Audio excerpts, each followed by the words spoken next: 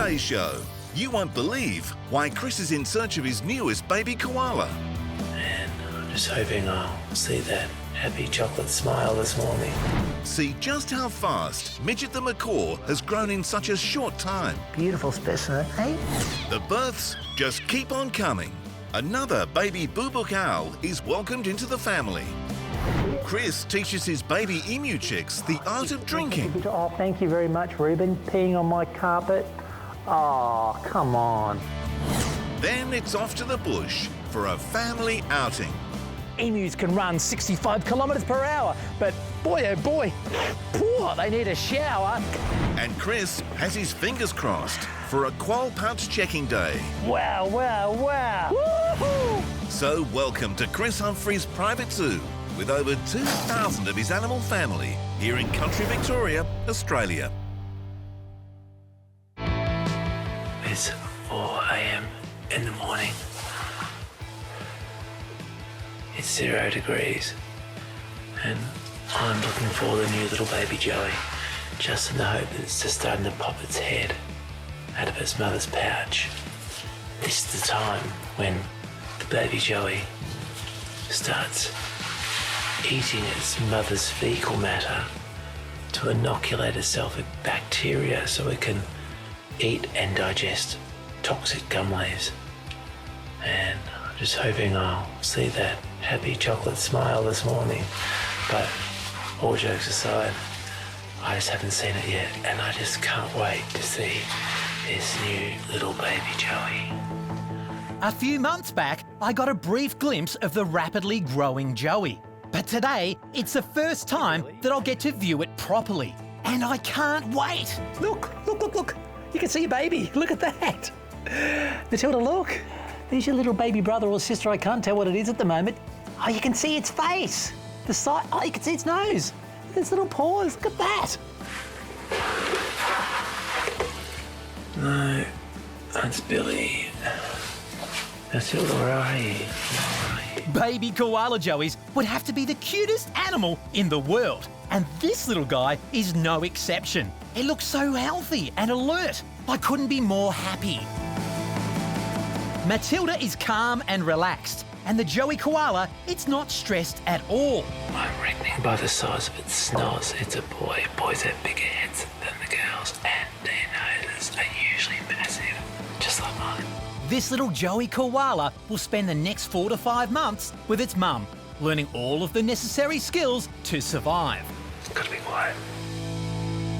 It's a new day, and it's everything you ever wanted to be. Overnight, B2 hatched out of its egg. Every day, there's always a new surprise in store for me. The most important care from hatching is to ensure that the newly hatched chick is well hydrated. This little hatchling does not look as strong as B1, and it will take a lot of love and care to bolster his strength and help him pull through. Okay, so this is day 4 for B1, day 2 for B2, and I'm quite surprised he's actually pulled through the night. He was looking really weak. He had lots of electrolytes, and he's walking around his enclosure. But sadly, the other egg was infertile and didn't hatch. So I've got 2 little baby booble cows. And it's feed time. It's 4:30 a.m. in the morning. Yeehaw, what a fun job. I'm bloody tired. I'm knackered. But hopefully it's all worth it. Beautiful little things, aren't they? Some chopped up marsupials for breakfast, delicious.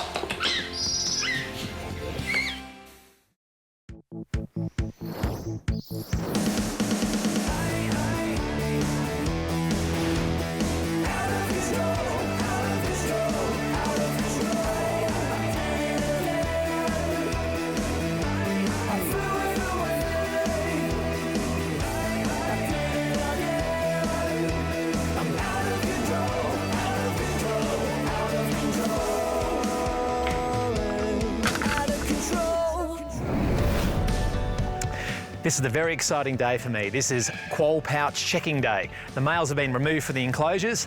The females are all by themselves, and hopefully, I'll have some baby quolls in the pouches. So, dangerous job. I don't want to miss my manhood, and I don't want to lose my fingers. So I've got my doona cover here to protect myself, because quolls are no easy animal to catch. Now remember, quolls are a dasyurid. They're a marsupial, a carnivore, so razor-sharp teeth. And they're the closest cousin to the Tasmanian devil on mainland Australia. Let's hope that my candlelit dinner did the job and I put them in the mood to breed. There's only a small window of opportunity for success. It's the perfect time of the month, full moon. I've got some candlelight. I've got some beautiful mineral water. I've got some great romantic tunes. Oh yeah. The tiger quoll's mating period is only a few days of the month over the Australian winter. Timing is critical and everything has to be perfect. Quolls can be terribly difficult to breed in captivity. Now, there's a female hiding in here somewhere. The plan is I'm going to use this doona. It's kind of like a net to envelop her. Hopefully I can position her into a nice, comfortable area, and then I'll open up a pouch and you can look inside. When they mate, they don't always give birth. They can have like a phantom pregnancy. It's always nerve-wracking stuff. One mistake and you lose your fingers.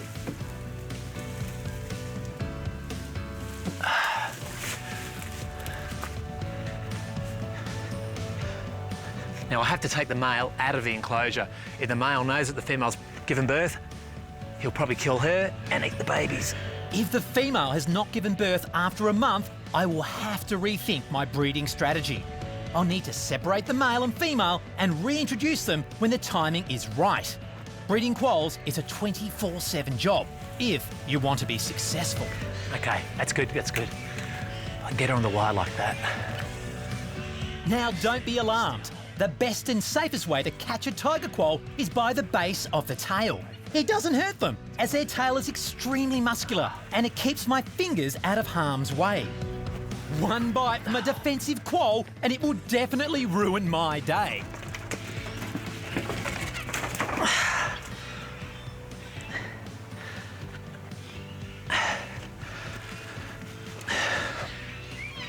She's got, can you see a pouch?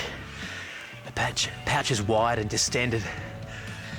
It's looking promising. See how there's something bulging at the bottom? Almost like a big tennis ball. She's got something in there.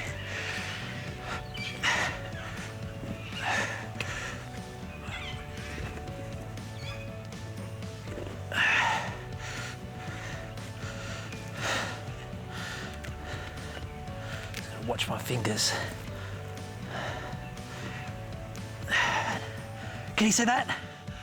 Can you see that? There's some baby little quolls in a pouch. Can you see them? Oh my God. Very few people in the world have seen this. This is amazing. Oh my goodness. Look at that. That is fantastic. Oh. Now she's got 6 teats. I can only see 3 babies. After a gestation period of approximately 21 days, tiger quolls can give birth to up to 30 live young. However, they only have 6 teats, and only a maximum of 6 joey quolls can survive. Life can be tough being a quoll, but that's the harsh reality. Woo-hoo! This is the best day of my life. This is a day for me to remember. The animals in the jungle. Being a dad to my animal family is such a huge responsibility, and choosing a name for each new addition takes a lot of consideration. Once you've chosen a name, there's no going back, and they carry that name around for the rest of their lives. These emu chicks are totally gorgeous, and the pressure is on to find names that suit.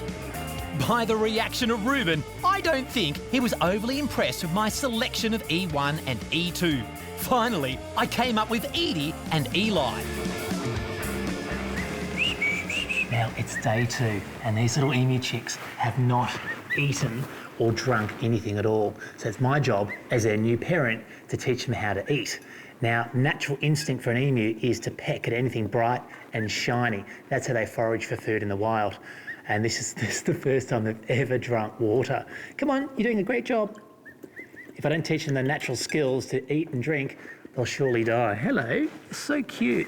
Hey guys, you gotta eat too. Look at this. Come on, peck at it. Come on, that's it. Oh, good one. Come on, that's it. Come on, drink. You make lots of splashes and make it exciting for them. They'll drink. That's it, come on. It's a bit like feeding a human child. That's it. Got to encourage them, get them excited about it. Oh, this one's eating. This is a great start to life for these cute little fluff balls. Once they start eating, they will start growing at a rapid rate. Aren't they adorable? Oh, you're doing such a good job. Oh, thank you very much, Reuben. Peeing on my carpet. Oh, come on. I've just cleaned this carpet. It's just been dry cleaned. Man, oh, this place is never clean. Thanks a lot, mate.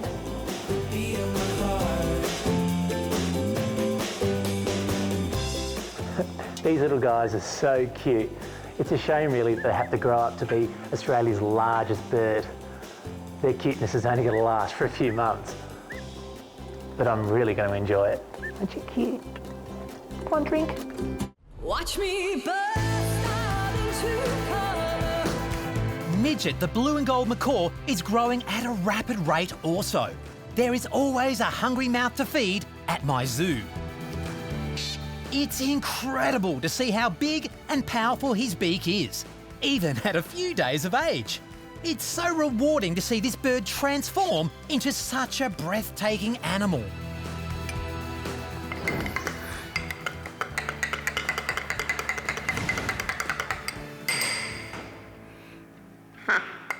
There's so many tricks to feeding a macaw, or any parrot for that matter. You're going to make sure that the parrot porridge is the right temperature, not too hot, and the right consistency.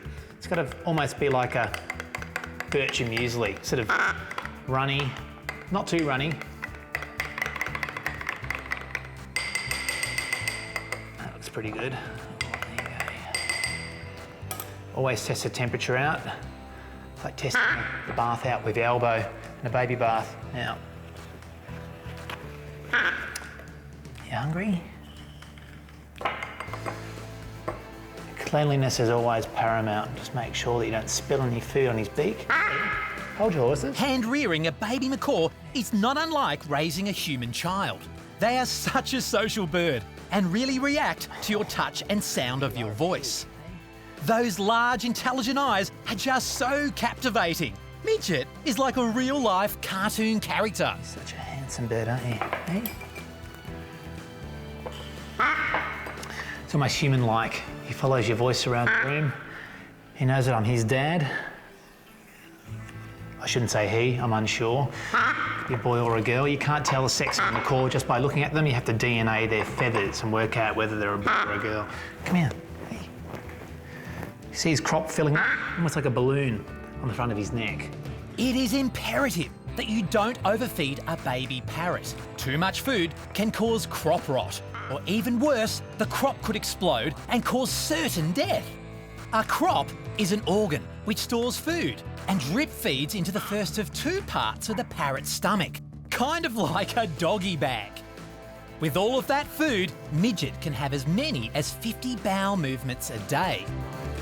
Now that's a lot of cleaning ahead of me when this amazing blue and gold creature grows up. You are doing beautifully well, aren't you? You're such a beautiful specimen. Hey, you're such a good boy or girl.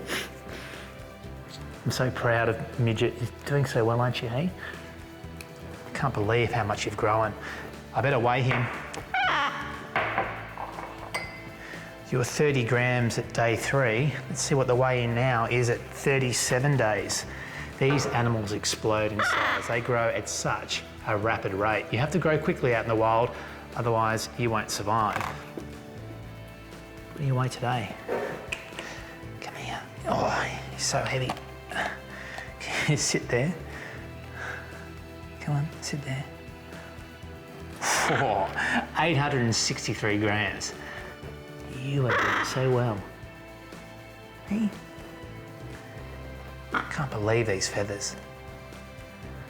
Just you wait, in the next month, he'll develop into the most beautiful parrot in the world. And he'll be able to fly as well.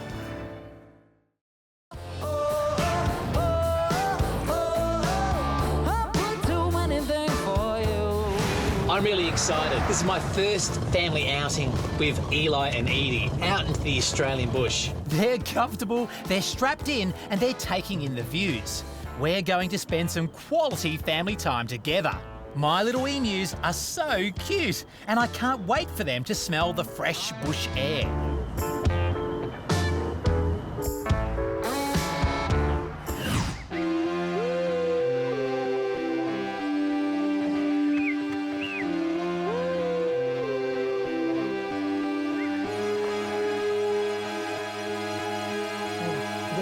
It's your world. Do what you want to. It's your world. Go where you want to. There's nothing better than getting outdoors with your family. And the great thing about doing some exercise with these little guys is that when I get home, they're going to sleep. A lot of parents take their kids to the park to play on the swings or monkey bars. My emu chicks are having their first foray into the bush. Today's excursion is to teach my babies the sights and smells of the forest. And they'll even get to stretch their legs in their own natural environment. You know, every parent likes to embarrass their kids once in a while, and today's no exception. I've come up with a little song. You're gonna love it. Emus, emus. You'll never see them in the sky because emus, they're rattards and they cannot fly. Emus can run 65 kilometres per hour, but boy, oh boy, poor, they need a shower. Emus, they eat all the seeds, and emus, that's what the Australian bush needs. Emus can grow up to 2 metres tall. That makes you guys the second biggest bird of all. That wasn't too bad, hey? Mwah, mwah.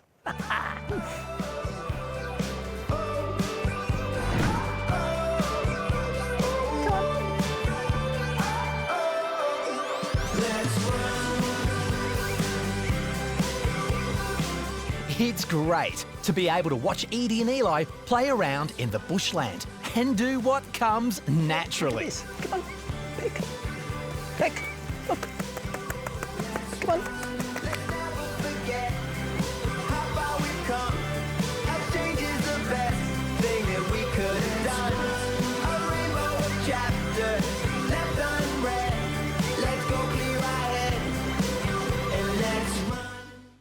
Success so far, but not every quoll gives birth after a mating.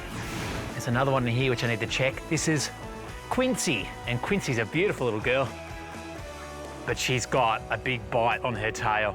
Now, when quolls mate, they're really vicious, the males, and she's got a bit of an injury, so I need to attend to it later on and put some antibacterial cream on its tail. She looks pretty healthy otherwise. And she's looking hungry too. She's eating with me in here. I'll see if I can grab her and check her out.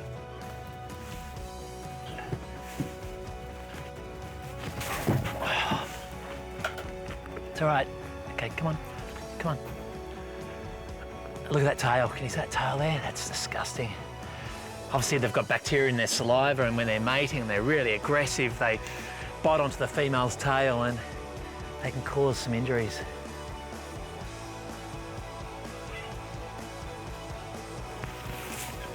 Now this one's a lot bigger and older. Guys, it's amazing. I don't even have to, look at the baby quolls in there. These are obviously a lot older. Can you see those? This is really, really good. Oh, wow. Wow. Woohoo! Another one.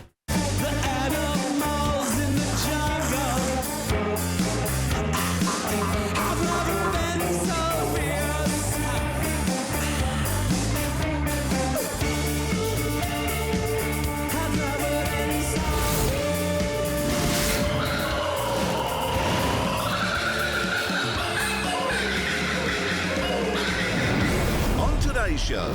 Chris heads to the Atherton Tablelands in far northern Queensland to help out a friend in need.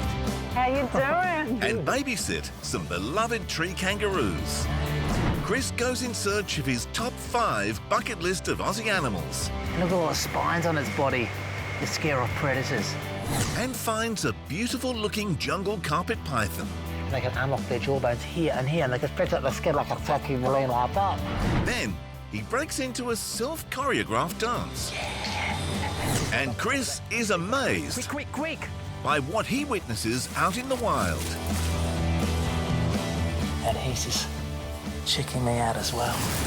So welcome to Chris Humfrey's private zoo with over 2,000 of his animal family here in country Victoria, Australia.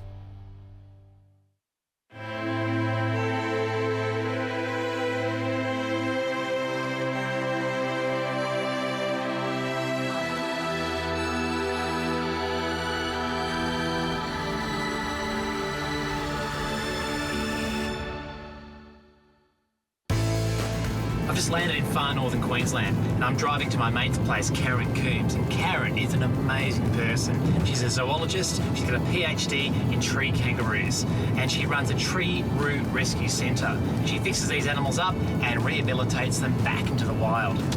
So hopefully, when I'm up here, I can check out my bucket list and hopefully spot tree kangaroos, cassowaries, scrub pythons, leaf-tailed geckos, and jungle carpet pythons. Karen needs a rest. She works tirelessly looking after these tree roos, and her health hasn't been too crash-hot for the last few years. So Karen is going to have a nice welcome break down in the city, and I'm going to be looking after her tree roos.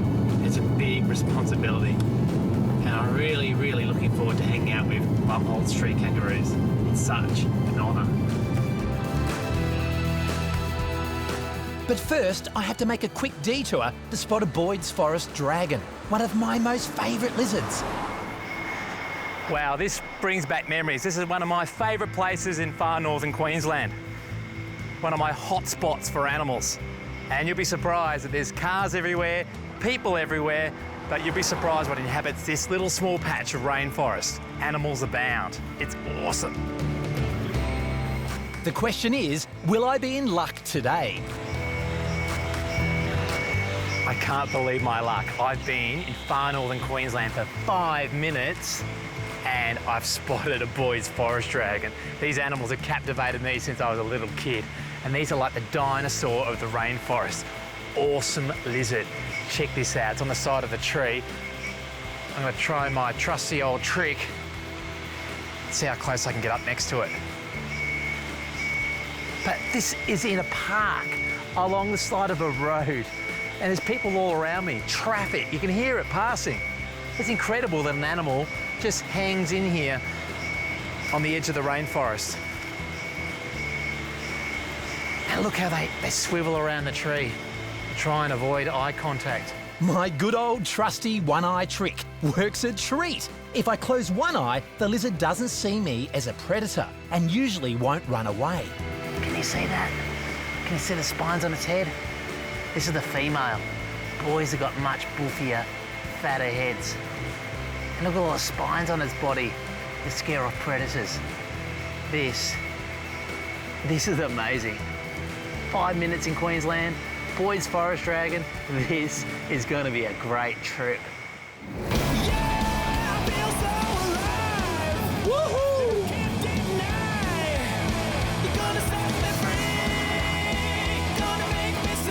And now it's off to my buddy Karen Coombs' house to look after some amazing Lumholtz tree kangaroos. What, I hear you say? A kangaroo that lives in trees? You betcha! Hello! Hey, how you doing? Good. Hello, Lily. How are you? How was your flight? Yeah, good. Come to give you a hand. Oh, that would be so great, Chris. Very few people know that Australia has 2 species of tree-dwelling kangaroos. The curious and fascinating Lumholtz tree kangaroo are native to the fragmented highland rainforest of the Atherton tablelands. Evie. Come on, you gotta get used to me. Come on, come on. Good girl. Just like my kangaroos back at my house. Just a bit smaller. She's adorable, Karen. Trust me to try and have a quick break from my zoo.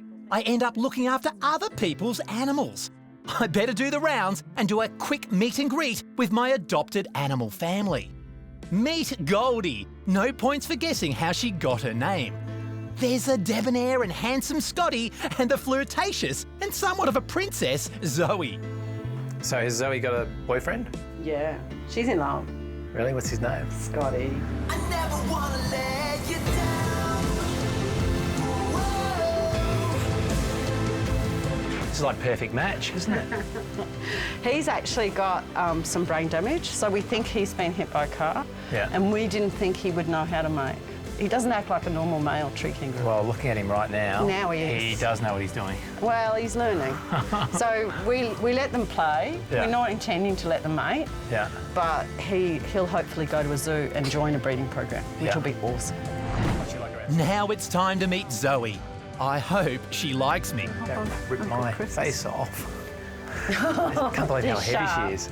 Yeah, she's Those claws she's about really- 8 kilos. They dig in, don't they? They jump up on you like maybe equivalent to a possum. Yeah. They grab, kick, bite, scratch all at once.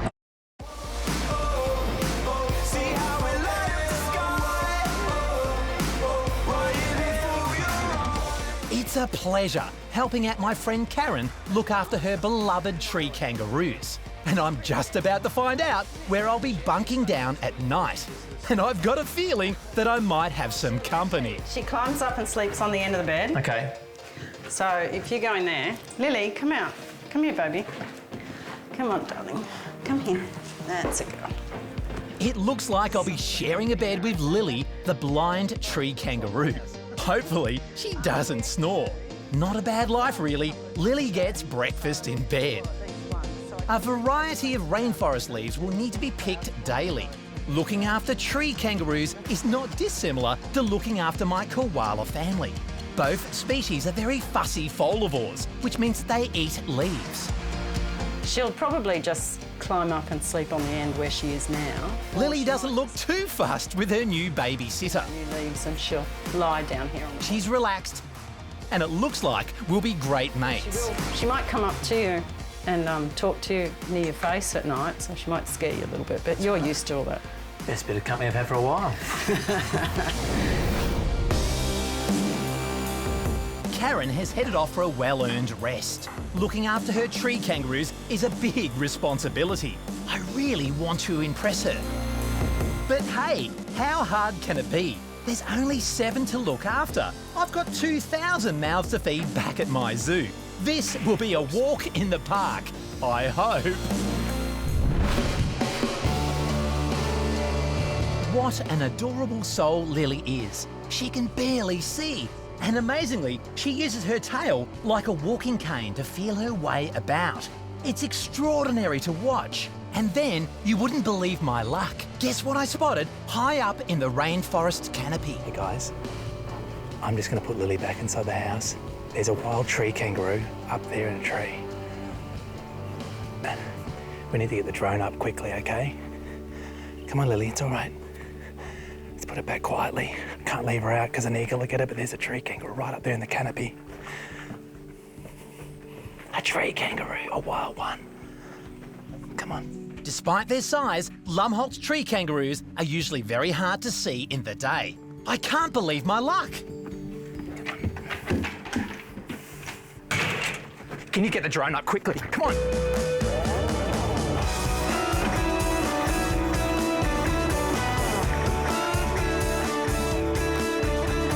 Just right up on top of that tree canopy. Quick, quick, quick, quick!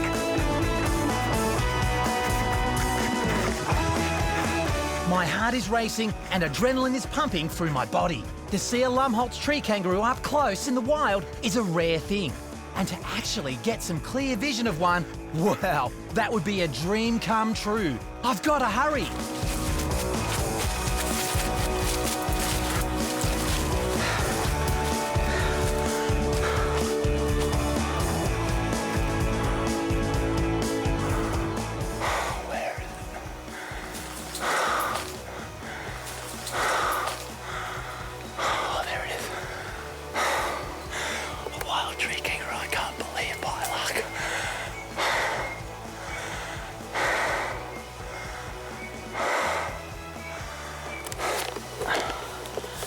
so great to see a wild tree kangaroo. He looks like a boy. He's got a big, buffy, fat head.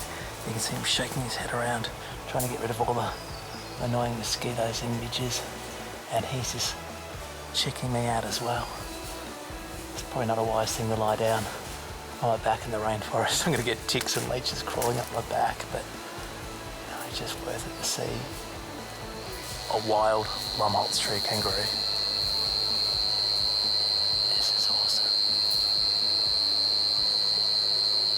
I'm looking at him, he's looking at me.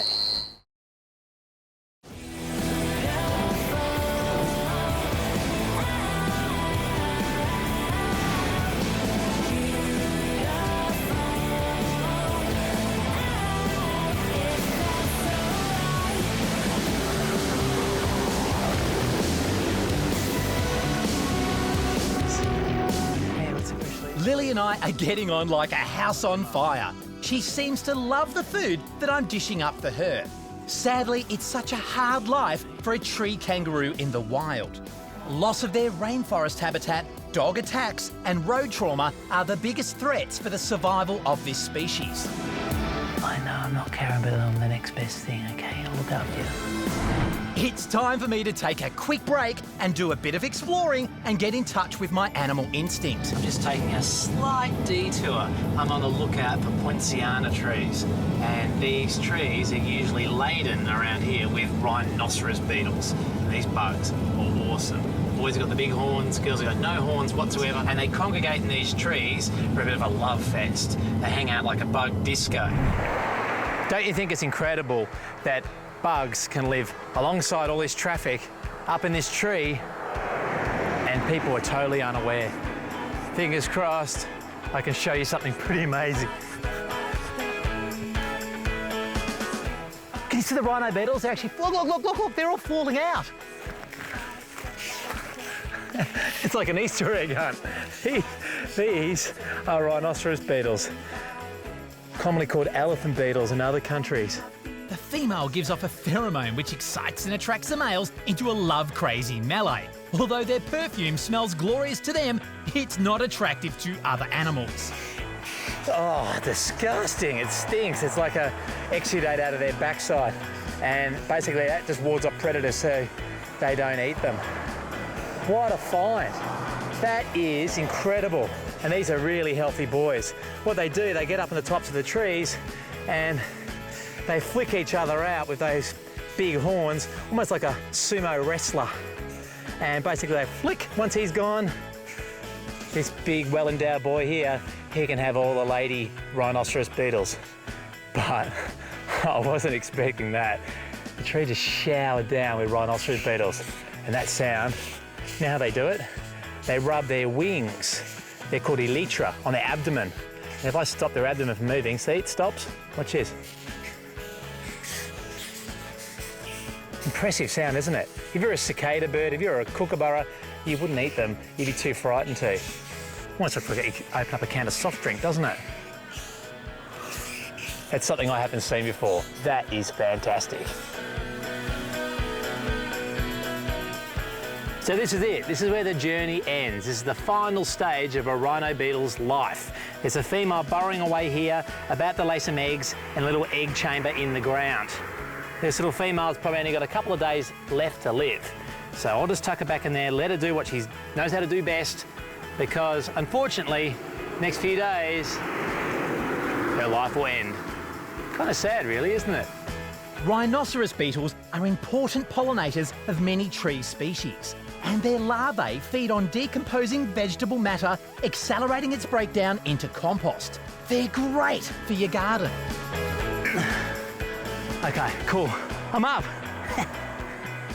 These little rhinoceros beetles have little grappling hooks on their legs and it helps them to climb up the tree, but it's not so comfortable on my face.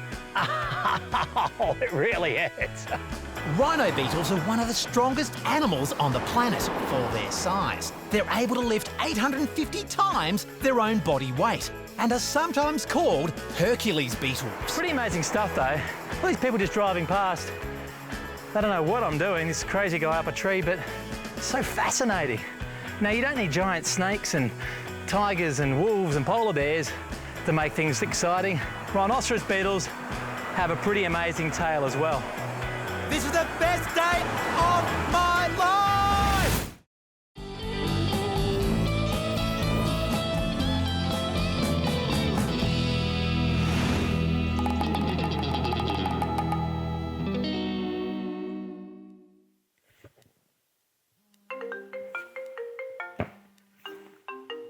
Hey Karen, how's your holiday going?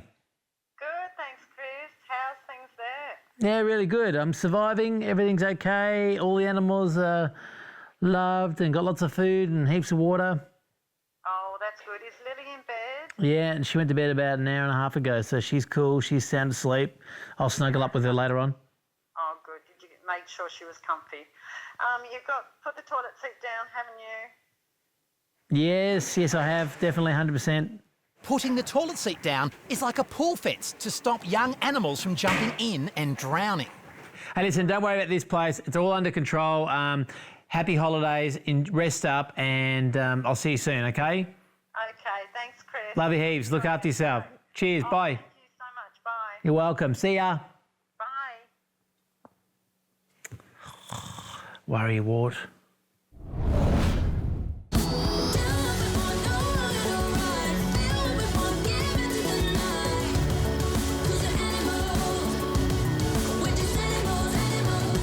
Now it's time for Creatures of the Night Spotlight Tiggy.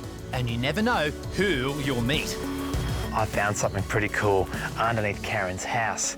It's a snake. Now in Australia, you don't need to use rat baits to keep rodents like mice and rats away from your house. Best thing to do is have a resident carpet python to keep everything in check.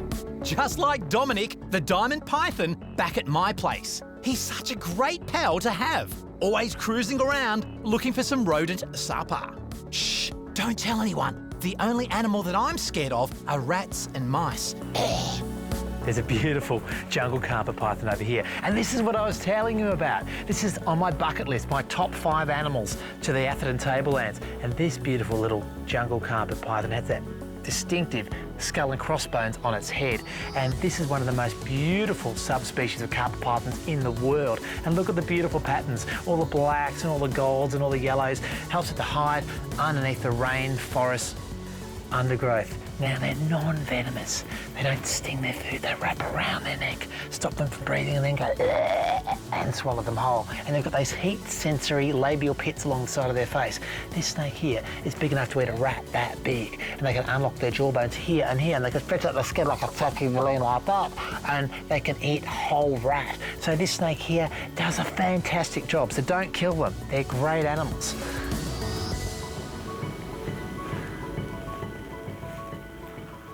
Look at that. That is magnificent. Look at the patterns on it. And as you can see, I'm not disturbing the snake anyway at all. So if I don't touch it, if I don't hurt it, if I don't provoke it, this snake is not going to harm me. Wow.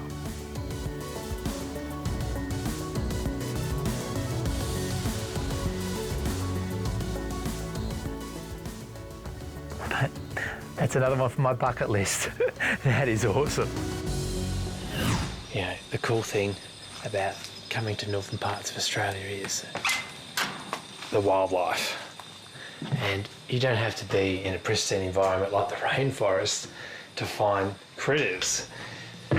I'm in a simple laundry at the back of a house, and what happens when you get bugs? You get predators. And that is awesome. This is a leaf-tailed gecko. These are my favourite lizards on the planet. And I'm just about to wash some clothes, and this little guy here is hanging out underneath the lights, and the lights are attracting all the bugs, and he's just hanging out for a free feed. Geckos are a family of lizard which lack eyelids. They lick their eyes clean with their tongues and don't need a face washer. That is so cool, but disgusting at the same time. Yes. Oh, wow, listen, he's not going to bite me. He doesn't mean me any harm, but this is a dream come true. And oh my God, this gecko Look at his tail. He's never lost his tail. He's never regenerated his tail before. He's in perfect condition. Geckos have the ability to grow back their tails again. If someone grabs them by the tail or a predator bites them on the tail, they can grow back their tail again. It's made out of cartilage, kind of like your nose is made out of cartilage. Now I'll just put him up there. But look at that. Adapted for living in the rainforest, but you know, highly adaptive animals, they can live in your laundry as well, as long as there's food. A healthy gecko has a fat tail. That's where all the food is stored, kind of like a school lunchbox. If a predator grabs the tail drops off and the gecko can escape. It's so good, in fact. I think I might have to do a bit of a gecko dance.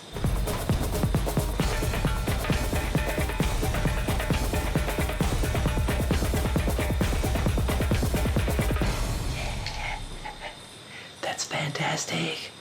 I am so happy to get away from my zoo, come up here to northern Queensland and see some amazing wildlife. This has been a dream come true.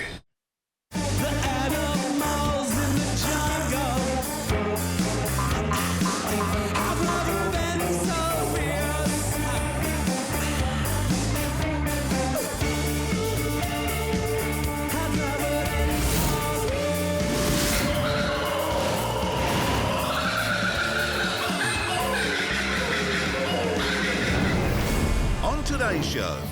Sleeping for Chris is not as easy as it should be. Then it's off into the rainforest to search for wildlife. You just got to think like a lizard. You just got to think like a bird. You just got to think like a tree kangaroo. Then hopefully you'll see one. And the animal at the top of the list are Boyd's forest dragons. I am the Boyd's Forest Dragon Master. Ha ha ha ha ha ha. The excitement soon turns to agony. Chris makes a surprise discovery. Ah, that's disgusting. We're introduced to an animal with a very rare skill, the ability to breathe out of its backside. But things suddenly take a serious turn when Chris comes face to face with a dangerous 6-metre scrub python. That is huge. Watch him go up the tree. So welcome to Chris Humfrey's private zoo with over 2,000 of his animal family here in country Victoria, Australia. Hey, Lily. Lily. Some nice yummy leaves for you.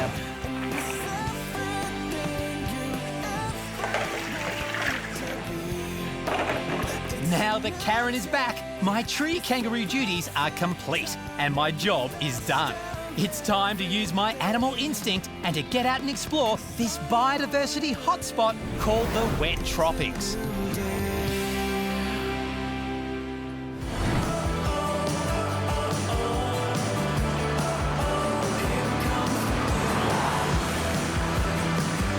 And check out this rainforest. This is World Heritage Rainforest, and it is beautiful habitat. And this is the best place in the world to see Boyd's forest dragons. I have a really good feeling about today. The weather is perfect. The sun is shining, there's no wind, and it's not too hot. These are the best conditions to see animals out and about. It's just like in Star Wars, you know, when Luke Skywalker goes, I feel like I'm being watched. There's animals everywhere. And you really do feel like you're being watched. There's eyes on you all the time, and you miss so much. You just got to concentrate and focus. So Boyd's forest dragons are going to be sitting on a little upright branch. And I probably walked past 10, 20 of them, and they're laughing at me. Ho, ho, ho, Chris, you can't find me. You just got to think like a lizard. You just got to think like a bird. You just got to think like a tree kangaroo, and then hopefully you'll see one. But I'm on the lookout for a male Boyd's forest dragons. They're the ones I want to see. They're the ones with the big, buffy, fat head. They're the ones with the dewlap, the bit of skin underneath their chin. And they use that dewlap to communicate with other males. The boys are so fearsome looking. They've got the big horns on their heads. They look like a iguanodon, you know, from Jurassic Park. I've got to find one. It's just like finding a needle in a haystack. And you just have to use every skill, every trick in the book to see if you can outsmart the lizard. Now, the sun has just come out, and when you're a lizard, you're a sun worshipper, You need sun to thermoregulate.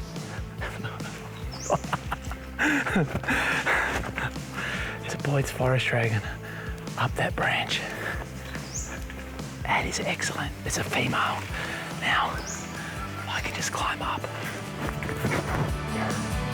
Don't worry, I don't want to hassle her. I just want to get a better look at this awesome lizard. Look how she's spinning around the branch so I can't see her. When I was a kid, I used to read about these dragons. They're like some mythical lizard, but to see them in the wild, and you know, it's just always amazing. Now, I'm gonna spin her around.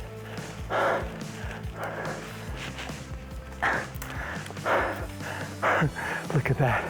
Now this is the female. She's got big spikes on her head, but not as big as the boy. And she's got this big flap of skin around her chin. It's called a dewlap. Now dragon lizards, they bob their head around, they wave their legs around. They do little push-ups to communicate. It's almost like sign language. And look at her body. You can see all the claws for climbing up smooth surfaces and that extra long tail. But look at this tail. The tail has been bitten off by a predator.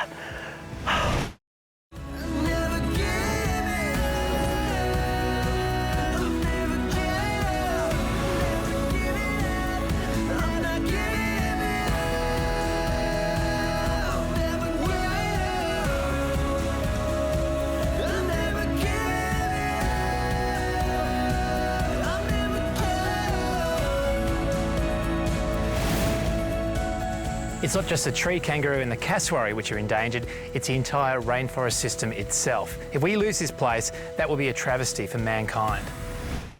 I feel like I'm being watched today by thousands of eyes hiding in the rainforest. And if you know how and where to look, spotting wildlife is the most addictive and exhilarating thing to do. There are lots of tricks to spot animals in their natural habitat. And today, I need all of the help I can get, as I had a rather rough night of sleeping, or should I say not sleeping, with Lily the tree kangaroo as my bed buddy.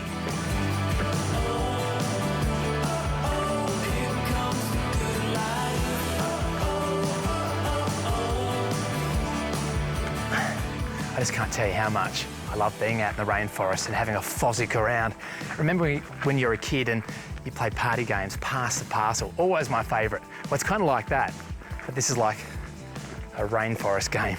And, you know, I love lifting logs like this, as long as you put them back in the right spot. But look at this, everywhere you look, there's life. And this little creature here, it's a scarab beetle. And these things, although not venomous or poisonous, they pack a bit of a punch with their mandibles here. Now, they're not a meat eater, they're a herbivore, but they chew away on all of the detritus, all the rotting logs. Those cicadas are deafening. But can you see that? Look at those mandibles. Now, this is an insect, very important creature. So every animal has a job to do. Poor, they stink too. They smell, predators are less likely to eat them. You know, pretty cool creature. Everywhere you look, nature abounds. Let's see if I can see how. Oh, that really. I think I deserved that, didn't I? But that hurts. You can see why they're useful animals breaking down bark and wood in the rainforest. I won't be doing that again. Look at that. Put it back. It's just so much fun. Now, where are these mythical dragons of mine? Boyd's forest dragons have dry, spiky skin and they don't sweat like we mammals do. The females lay eggs to reproduce, and despite their fearsome appearance, they're harmless, and they play a key role in the food web of the rainforest, eating up all of the creepy crawlies. This just feels like a good spot for a forest dragon. It was nice and open, lots of little thin sticks which the forest dragons can live on. And I've already seen one. I've just got to see more. It's addictive. It's just so much fun. There's one here. Quick, quick. It's pretty dark. Can you see it? Just there. Oh, she's spun around. Did you see it? Oh, she's gone right to the top of the tree. Did you get that? All right.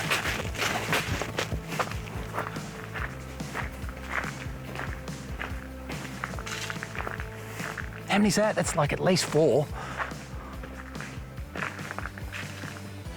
There's another one there. See? See? Look. It's perfect at camouflaging their bodies.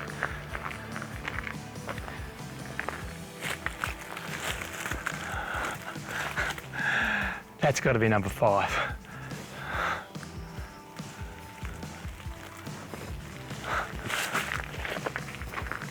This is amazing, amazing. I could beat my record. 11 dragons is the most I've ever seen in a day. That will be hard to beat. You know, if you rush too quickly, you get too excited, you don't see anything.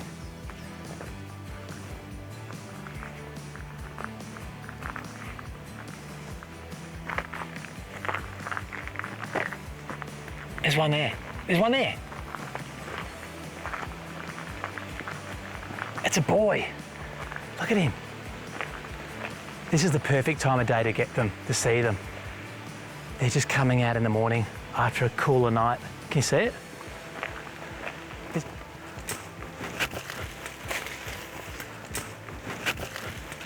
is the time they come out. They've been up high at night time, sitting out in the little precarious branches so predators can't get them. Then they come down the ground for brekkie, just like you and I going to the coffee shop to get a coffee and a bagel. These boys, forest dragons, are coming down to the ground to look for worms and little arthropods, and then they climb back up the tree and they sunbake and they can digest their food. I have to come back here at night time. These trees are perfect habitat for leaf-tailed geckos. There's another one. I am the boys' forest dragon master. Ha ha ha ha ha ha. It's a good day, isn't it? This is one massive, amazing trip. Look, female. Not bad doing this.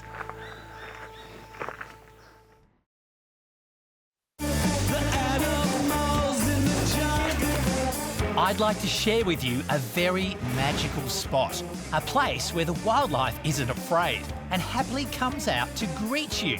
There aren't too many places like this left in the world. These are freshwater turtles, not tortoise. Many people get this wrong. Turtles are aquatic and live in the water and have swimming feet, whereas tortoises live on the land and have walking feet. This is amazing. Just bit me on the finger. These are saw-shelled turtles, wild reptiles in the middle of this beautiful rainforest, and they're not scared of humans. And just to sit by a river and see this many turtles, it really is incredible. They're not even scared of me. They think I'm food. Hey, hello. Ow. Contrary to popular belief, we don't have any native tortoise in Australia. No bills, no rent. Turtles are always on holidays and they carry around their mobile home on their back. I love their nostrils that stick out on the top of their heads like a snorkel for swimming. Those little whiskers under their chin look like a goatee beard and are called barbels.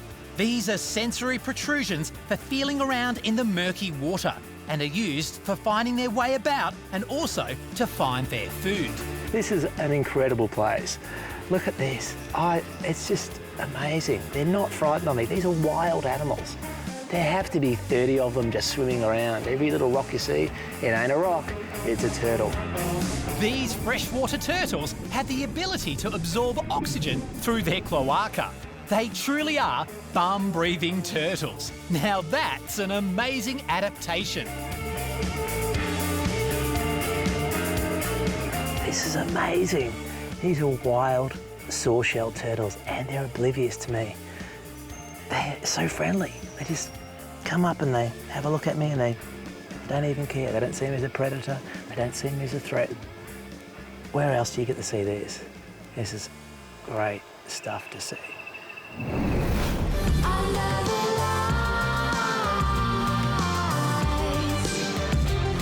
I've had such a successful day of wildlife spotting. I wonder what a nighttime stroll will unveil. It's so addictive. It looks pretty safe, but these areas are sometimes the best place to find animals. Critters love these places. Look at this, there's a spider here, just hanging out. Just excuse the stench of the urinal. Look at this spider, just waiting for an insect to pounce upon. Often this is a good place to find frogs. Nothing there.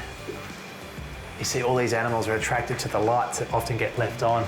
All the bugs come in here, all the geckos come in here that eat the bugs, and all the snakes come in to eat the geckos, and often all the frogs just hang out in the bottom looking for any insect dregs. I know, it seems a little odd hanging out in the public toilets at night, but you never know what creature you'll bump into. You're always guaranteed success this time of night.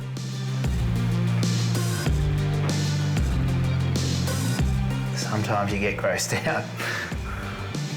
Oh look, there's a tree frog, common in toilets in Queensland. They often sit up in the toilets to keep nice and moist. Hey, come here. Oh, this is oh, disgusting. Okay. Where are you? Come on. Don't worry, I'll wash my hands afterwards. But interesting though, frogs can often survive droughts by hanging out around toilets. And frogs often use the drain pipes in toilet dwellings to amplify their croak. It's like a microphone. That way they can attract more mates. But this little frog here, that's disgusting. Always wash your hands when you handle a frog. Beautiful little creature. A type of tree frog. Little adhesive discs for climbing. Oh. Look at that. Oh, back he goes. I'll leave him there. But don't worry, he'll survive quite nicely in there. He'll just go up the pipe and make his way out. But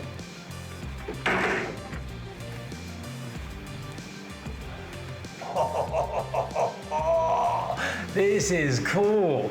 This is a leaf-tailed gecko, and you know exactly what he's doing. He's hiding underneath all the lights when they get left on to grab onto all the bugs. That is, look, see, there's a spider he's about to eat. Look at that, he's sneaking up behind the spider. This is a perfect ambush predator and the most cryptic lizard in Australia. This is my favourite lizard. Hang on.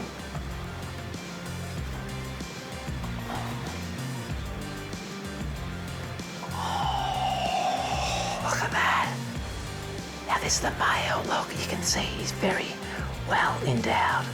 And look at his pointy, almost crocodilian face. Elliptical eyes are seeing in the dark. He's nocturnal. And the thing about geckos is that they lick their eyes clean with their tongues like windscreen wipers.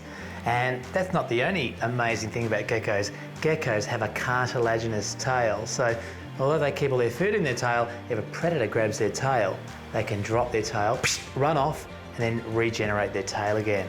That is pretty nifty. Now, I can't believe my luck tonight. A frog, a spider, and my favourite lizard, a leaf-tailed gecko. I'd love to do a bit of a gecko dance, but it's a bit dangerous up here. What about a song? What about a song?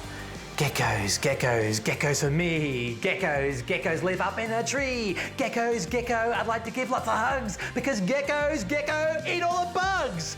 Woohoo! I'm going to put this beautiful gecko back where I found him to do his job and to eat up all of the bugs.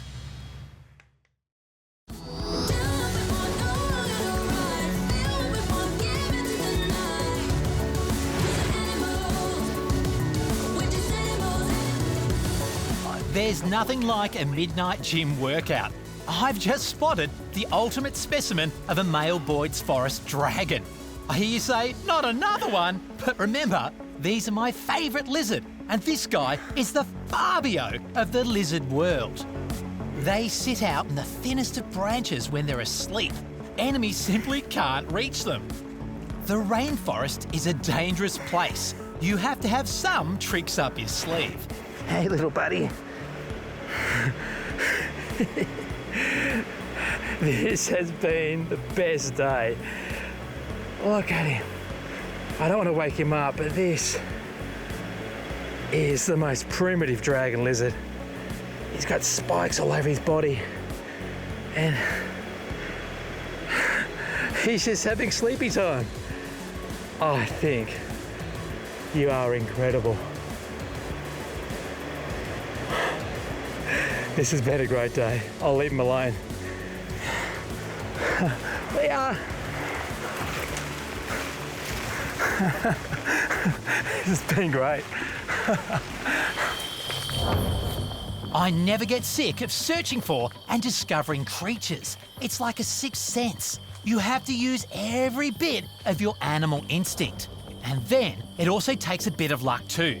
It's like playing a game of pass the parcel when you were a kid. You never know what you'll find. Oh my God, that's bloody massive.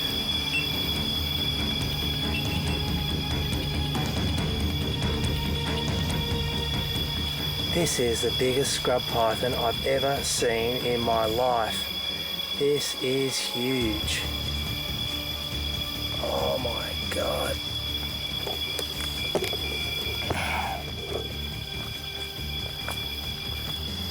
I've never seen a snake this big in my life. It is massive. This would have to be... I have to admit, the adrenaline is racing. There's nowhere to run if things go wrong and you run into an unwelcoming beast. He's gonna cross the path again. Sometimes out here, you can let your imagination get the better of you. You have to keep your nerve and remember that nothing is going to hurt you. Well, almost nothing. This snake's big enough to eat a tree kangaroo. If this whopper wrapped around me out here, I'd be a goner. It's even big enough to asphyxiate me. I have to be really careful. As a zoologist, I'm always curious to learn and discover. Maybe this snake is up there with the biggest scrubby ever recorded. That is incredible. The largest scrub python ever recorded was one of myth and legend. It was over 8 metres in length. Even if it's not the biggest, it's got to be on the way to getting there. It's the largest snake I've ever seen in the wild. He is massive. Look at that. That is huge. Watch him go up the tree. These massive snakes seek refuge in the rainforest canopy to sunbake, to ambush their food and to lay their eggs. You'd hate for one to drop on your head. What do you reckon? Longest snake species. And, oh, look at the tail. The tail's just been cut off. Look at the size of that. He is massive. That was the biggest snake I've ever seen in my entire life. That was huge. I'm actually kind of scared. I think I better get out of here. Awesome. This has been a great night.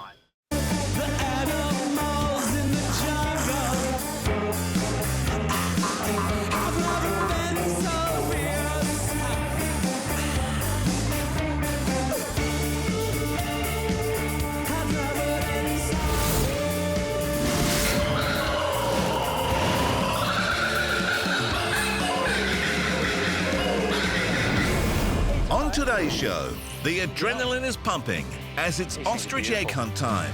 Strong enough to kill a lion, so you've got to be careful. Chris introduces us to his newest captive breeding program, the critically endangered mountain pygmy possums. If I can breed them, that'll be fantastic. We take a look at the challenging start to life for a pair of gorgeous boobook owls. There's no limit to the lengths Chris will go to care for his animal family, as he manually teaches Millie the kangaroo how to go to the toilet. This is like potty training a human being.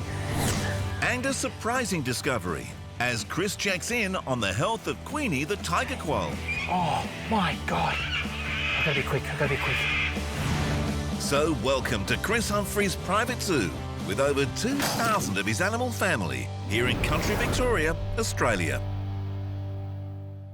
It's a new day and the Hey, look, look, look, look. Who would believe that these emu chicks are now 4 weeks of age? And look at the size of them. They're huge. They've doubled in size. And they're going to keep growing and growing and growing to be the world's second largest bird. Now, they're becoming a bit of a trial. They're starting to leave their calling cards all around the house. So this afternoon, I'm going to take them outside and they can forage for themselves, picking up seeds and berries and fruits off the ground. And that's why we need emus. They distribute all the seeds in their droppings and make the environment nice and healthy and biodiverse. These are going to be the world's second largest bird, and they're going to soon outgrow my lounge room. But they're so cute and adorable. I don't want them to grow up. They're so cute. They're so cute. Okay, so the ostrich have settled down really well. They're laying eggs everywhere, but the ostrich haven't yet mated. Now, they're kind of loosely laying their eggs in a nest, just scraping the ground, but there are eggs absolutely everywhere. Now, I'm taking a bit of a risk here because number 13, he pretends that he's okay with me, but it would only take a couple of seconds for him to get to me where I'm standing right now. Especially, he's getting a little bit more defensive of the girls, Red Sonia and Fluffy. But there's eggs everywhere, everywhere. Hello, Fluffy. It's all right. I'm not going to hurt you, baby. Hey, it's all right. Hey, how you going? These things are beautiful. Strong enough to kill a lion, so you've got to be careful. But I'm just going to quickly, there's one ostrich here. This looks pretty fresh, but there's heaps of them. I can't believe I missed all these ostrich eggs. And number 13 over there, he's eyeing me off. You can see up to 1 kilometre away. So I've just got to keep my guard about me, otherwise I'll have an ostrich foot in my skull. Okay, so I'm going to collect some ostrich eggs. There's heaps of them. It's like a big Easter egg hunt. A few weeks ago, I cooked my first ostrich omelette, and it was delicious. Ostrich eggs are high in protein and have less cholesterol than chicken eggs. The only problem is that there's enough in one egg to feed 10 people. An ostrich omelette.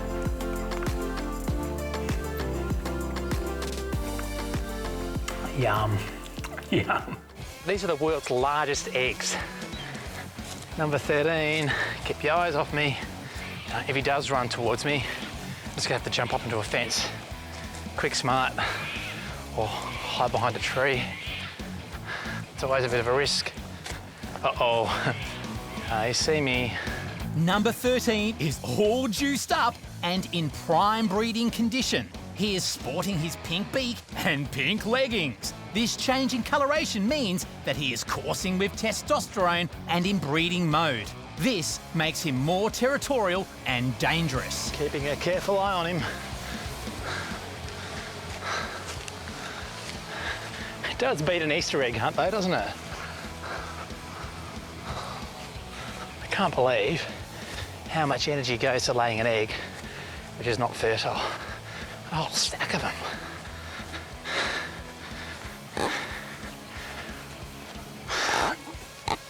You'd hope for one of these to explode. They stink.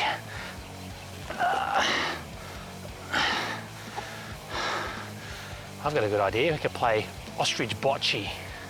Hey, Fluffy, do your job, mate. Come on. Come on, do your job.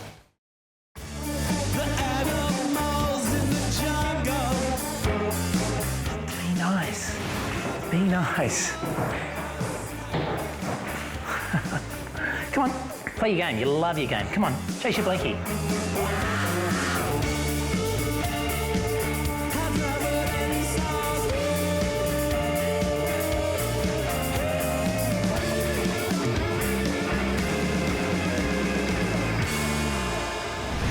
Watch me burst out into color.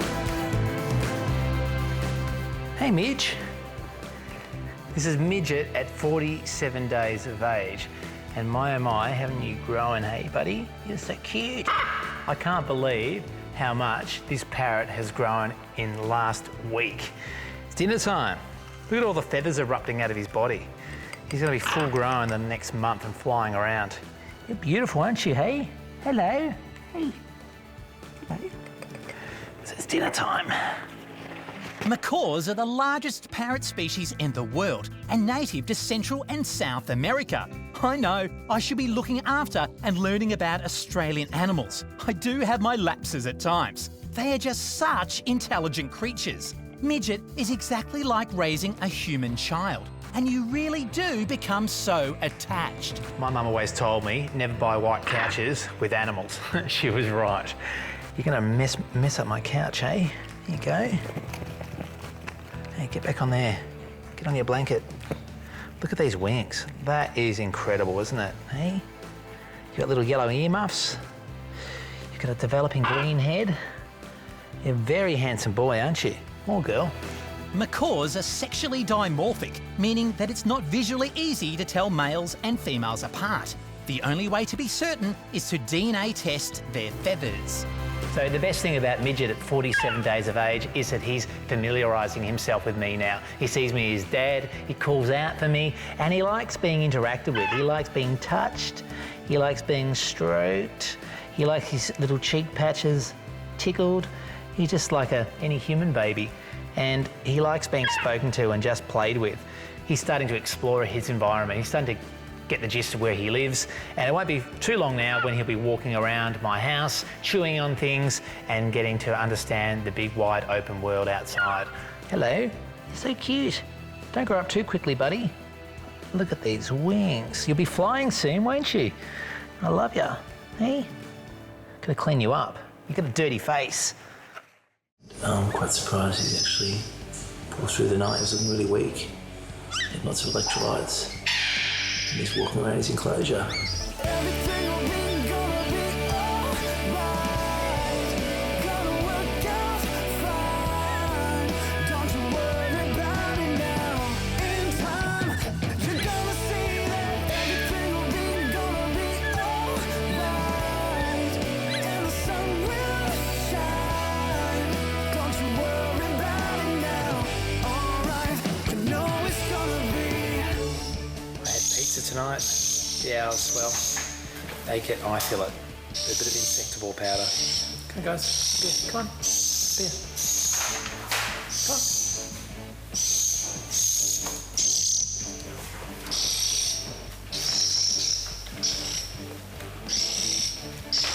I mean, look how much they've grown over the last couple of weeks.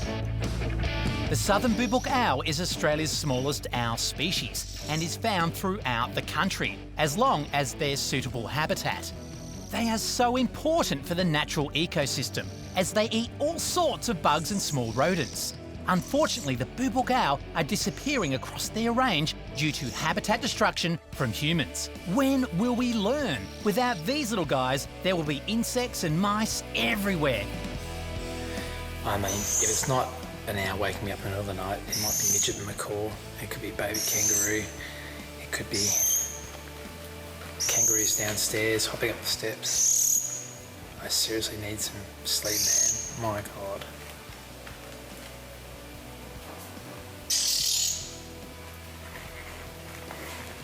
Some days you have moments where you think you're just insane.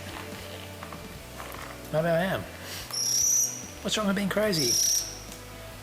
But I've got owls in my house. That's pretty cool, isn't it?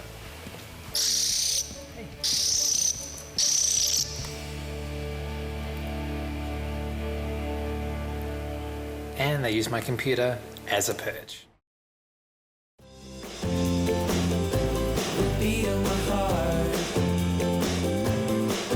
It's the sound of thunder. It's the sound of us falling apart. This is Bullseye, this is Emma, and this is Ernie. Ernie's a little cutie pie. Mwah. Hello. It's the sound of thunder. It's the sound of us falling apart.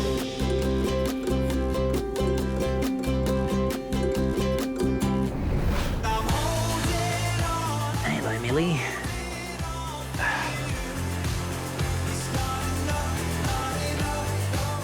Hello. Some milk? There is always something to feed and care for at my zoo. It's a 24/7 job, a job that I don't take lightly. It's an honour and a privilege to have such a huge animal family. Not everyone in Australia is permitted to keep such a diverse range of native animals in their home. I have worked tirelessly throughout my life to gain the experience and government permission allowing me to continue my work and obsession. Living with animals gives me a far greater understanding of particular species' needs, and this information is shared with other like-minded people. The baby kangaroo, they can't go to the toilet by themselves. In the wild, the mother actually licks the backside, the cloaca of a baby joey kangaroo.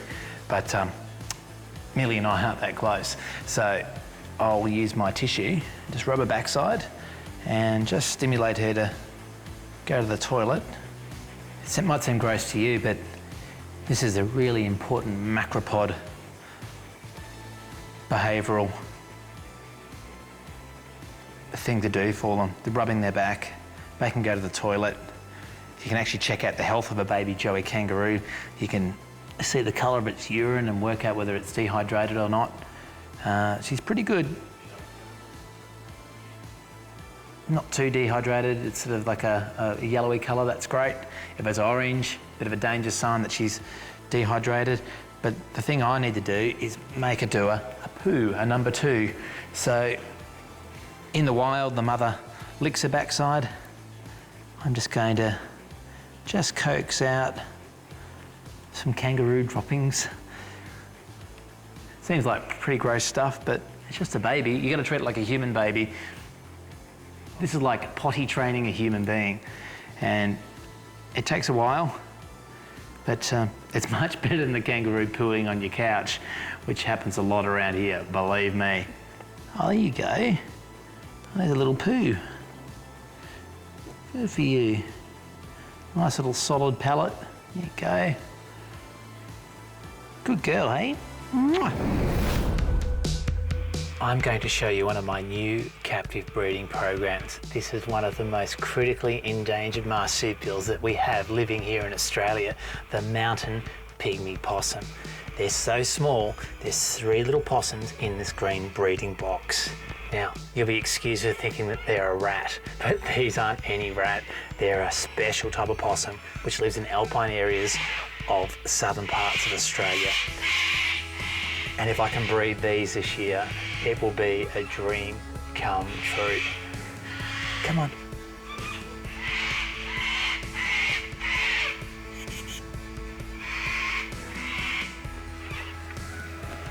The problem with pygmy possums is that they can't cope with hot temperatures. So climate change is the leading cause behind their demise. They were only discovered in the late 1960s. And in the 1970s, they were actually meant to be the rarest animal on the planet, Guinness Book of Records.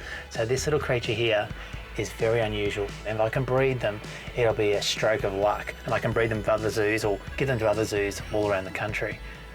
Look at that. See its big eyes, big ears. Now, they feast on boggle moths. So full of protein. High protein rich meals helps them to survive the freeze and cold winters. This is one of the very few marsupials which can go into a torpor, almost like a semi-hibernation. Mountain pygmy possums have a pouch where their babies grow up, just like a kangaroo.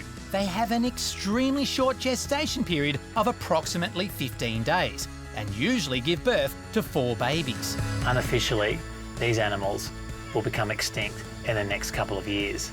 Now, people often question the value of zoos and keeping animals in captivity, but keeping these animals in captivity and breeding them is the only hope to save this animal from extinction. If they're left to their own devices out there in the wild, with climate change and temperatures increasing, these animals will become extinct. It's a no-brainer. We have to breed these animals in captivity to protect them.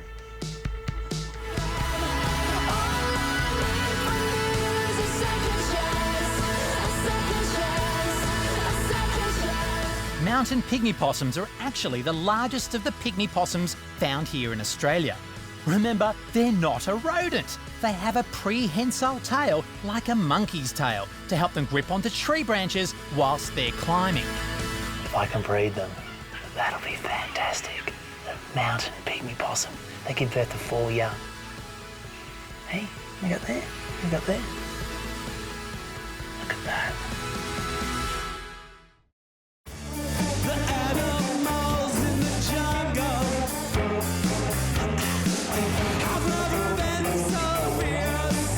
I've always had an obsession for reptiles. Ever since I was a kid, I've had my head buried in an animal book to help me learn more about my scaly, cold-blooded friends. I have an absolute phobia of mice and rats, so that's why I have a close affinity with snakes, because they eat them. Recently, I stopped to save a snake on a busy road in far north Queensland. Whoa! Off he goes.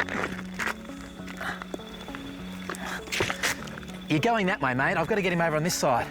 Never put a snake back on the way that he was coming out of. He'll just go back that way, so we're going to get him off the road. But look at the patterns. If you can have a quick look at this. You are magnificent. Scrub pythons have these big labial pits on the side of their face, and they pick up mammals as they slither through the rainforest at night time. This is one fantastic trip, and it always makes my night when I find an animal like this. You are beautiful, aren't you? Amethystine python, because if you get them into the sun, you can actually see their beautiful, beautiful iridescent, oily patterns. Oh, can you see his forked tongue? This python, he doesn't realise I'm trying to help him out. He's actually squeezing off the circulation in my arm. And the bad thing about a scrub python is that when they wrap around you, they usually defecate all over you and they stink. The pythons smell, well, you don't get it off you very easily. And, hey mate, come on, I'm just gonna get him off. But this is a great find. This is starting to look like a really good night. This is a fantastic holiday. Mwah. I don't mean you any harm, I'm just trying to help you out, buddy. You are great. An Australian scrub python, Australia's longest snake. And you are beautiful. Not hurting him, just gonna put him off on the side of the road and save his life. But I'm in a little bit of a tangle here. Come on. And you can tell he's a boy, he's got a really, really long tail, and they stick. Ugh. Hang on, bit of a jam here. Come on. Come on. Off the road. Off the road. Come on. Off the road. I'm not trying to hurt you. Get off the road. Come on, off the road. I have never understood why people want to kill snakes. People need to understand they don't want to hurt us. They actually want to leave us alone. Oh, that's great. Queenie the tiger quoll has a mating injury on the end of her tail, and I've been treating it for a long time now, and hopefully it's showing some improvement. It's a big concern because Queenie has baby Joey tiger quolls in her pouch, and if the infection is serious, the baby quolls won't survive. So fingers crossed, there's some improvement.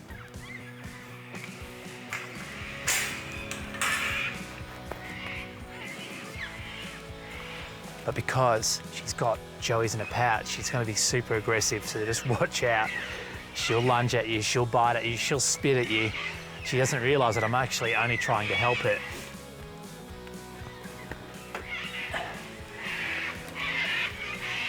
So really, there she is. Oh, it looks really good. Looks really, really good. Can you hear her though? She's not happy. That's fantastic, it's healed up perfectly. This is just a good opportunity for me to check on the tiger quoll babies in a pouch.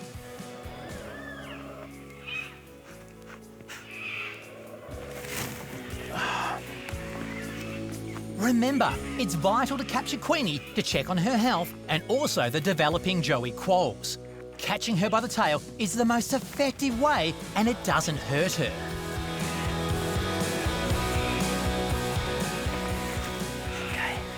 Oh my God.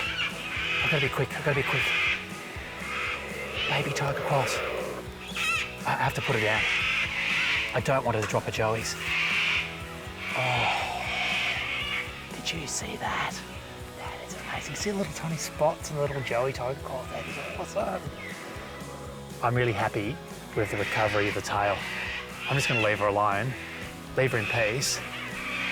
That is brilliant. That is amazing to see those little baby quolls. Not many people get to see that.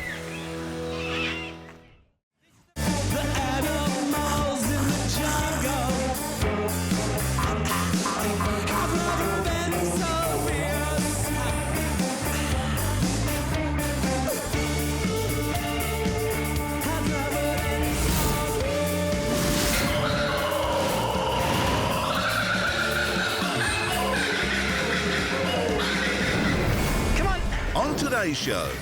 It's exercise all round for Chris and his emu chicks. It's health check time for Pugsley and his cute mountain pygmy possum buddies. At Koala HQ, Chris hangs out with the adorable 8-month-old Frankie. And find out which animal Chris is petrified of. And it's not an owl. Just be sure to check your glass or your cup out when you come to my house to have afternoon tea. So welcome to Chris Humfrey's private zoo with over 2,000 of his animal family here in country Victoria, Australia. I'm broken and I'm barely breathing. I'm falling 'cause my heart stopped beating. If this is how it all goes down tonight, and this is how you bring me back to life. I live on the side of a mountain, and the weather can be extremely unpredictable and hostile. One day it can be 40 degrees plus, and then the next, wet, cold and almost snowing.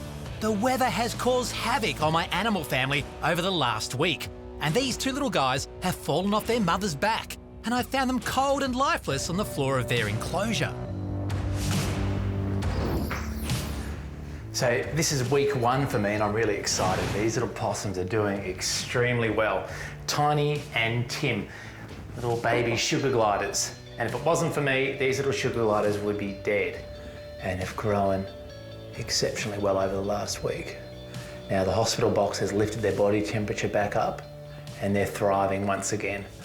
And now they're part of my family. And you can tell this is Tim here, the big boy, he's got the fat head, and little girl here, Tiny. I'm just gonna give him a feed. But it's really surprising for me how loving these little possums are. They now see me as mum. They climb on my back and they twitch away, and they call out for their milk at night. These possums are very rarely seen by Australians.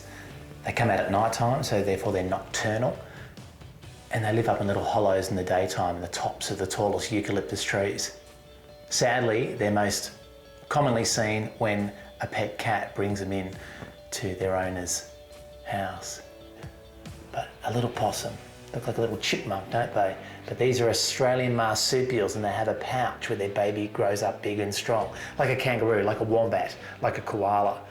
And these are nectivorous animals, so they eat really sweet things like pollen and nectar. But for the time being, I'm mum and I have to feed them up to 5 times a day with a syringe of milk. And I might give them their second feed for the day.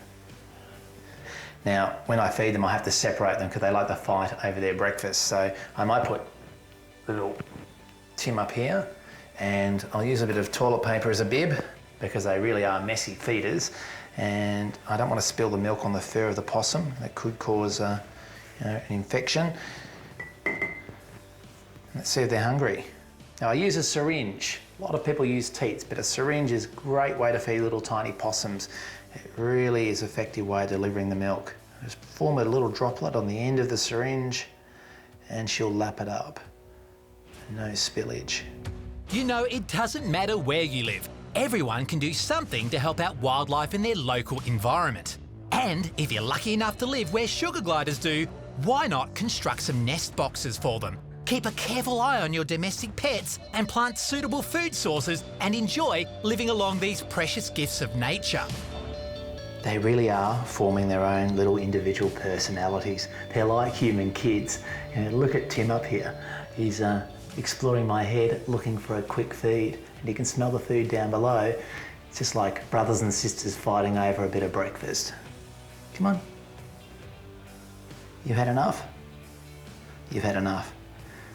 They really let you know when they've had enough breakfast. They spit it out of their mouths, they have a bit of a tantrum, and they just want to run off and explore, just like human children do. And Tim's up here, exploring my hair for a bit of food. Come here. And he looks hungry. Come on.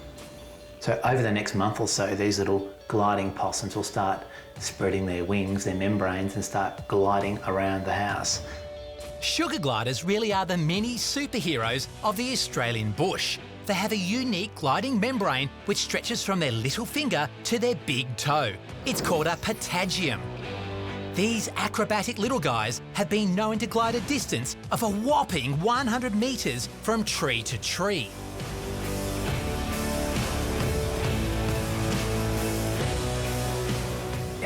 You kind of feel sorry for their mum. They've got really sharp claws, these little sugar gliders. Ouch.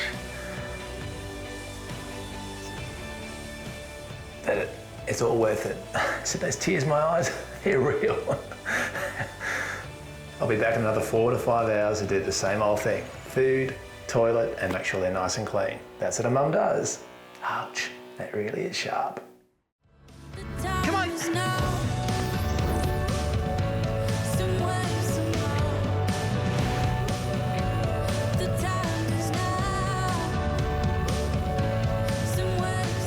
That's it. Hatchling emus are such positive bundles of energy. They're always on the go and they're into everything. And it's so important for them to get out and about, get used to the wind, get used to the wide environment, and learn how to forage for their food. Come on, guys, come on. That's how you do it. That's it. Come on, pick it up. That's it. They are so adorable. I think they have to be one of my favourites. Come on. Come on. That's it. You're doing a great job. They're loving the sunshine, aren't you? They're just like mini dinosaurs. Only the other day, I had to teach Edie and Eli how to eat and drink for the first time. Look at them now. There's no stopping them.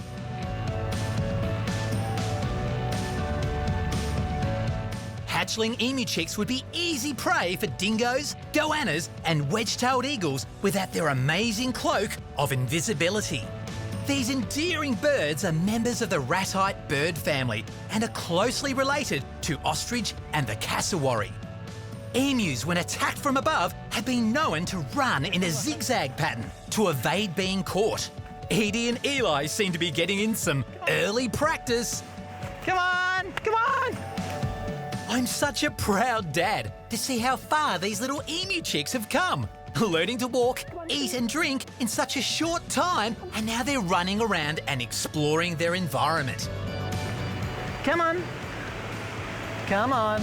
I was always told as a kid that the emu and the kangaroo were chosen for Australia's national animal emblems because they were one of the few animals that don't walk backwards. Australia saw itself as a nation that was positive and forward-moving. But hey, I think we just debunked that myth. Come and say hello to Mum and Dad. Come on. This is fantastic. Elvis is off the eggs, he's walking around, and he's putting on some great health. And look at the ostrich. These little chicks are spearing on the ostrich breed as well. Look at these guys. They want to lay eggs too and have their own family. And number 13, he's bright pink. He's got bright pink legs, a bright pink beak. That means that he's in breeding season too. So guys, spring has well and truly sprung. You're gorgeous. Hey, you can have your own chicks.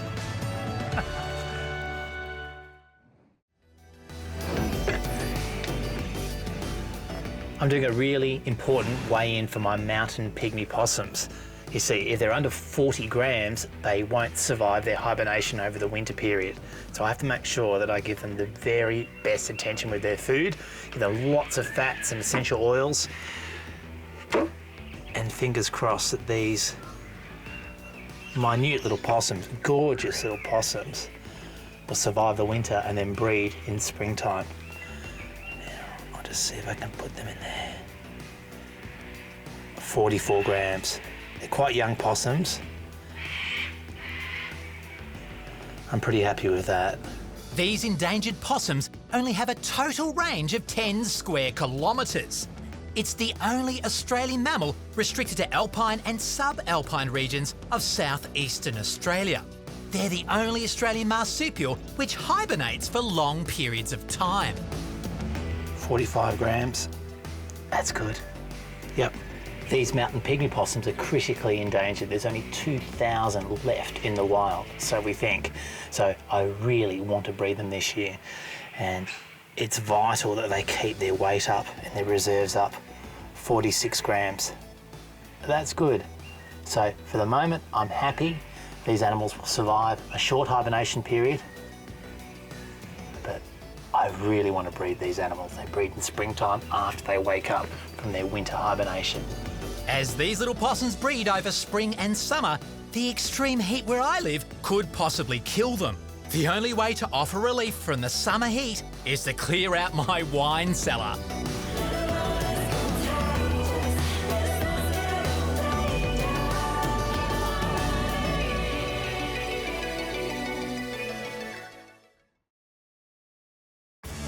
The animals in the jungle have never been so fierce.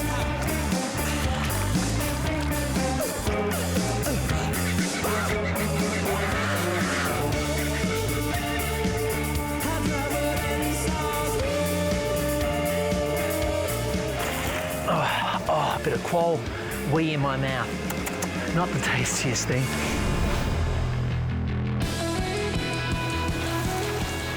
I'm doing my daily koala checkup and look what I've found. All on his lonesome, exploring his gum leaves. This is little Frankie and he's 8 months of age. And this is what they do at this age. They get a little bit more adventurous and they go off by themselves and they look for gum leaves and they explore their environment. Now, that's not the mum there. Here's mummy up here. Come on. Here's mummy. Reunite yourself with mummy. It's all right. Go back to mummy. But what a beautiful, it's all right. I'm not stealing your baby, I'm bringing him back to you. There you go. It's all right. There you go. You found mum. You're not that tough, are you? Here you go, back with mum. I have kept and bred koalas for over 16 years now. You'd think that I would get bored and tired of looking after these animals day in and day out. But you couldn't be further from the truth. They definitely all know me and are happy to hang out and spend time with their dad. Working so closely with these animals, you really do get to notice everyone's quirks and traits. And they're just so cute. I really do have the best job in the world, to work with animals which I adore and love, and to educate and share my passion about conservation. It's a dream come true. And what can I say? Frankie the baby koala, you're a rock star.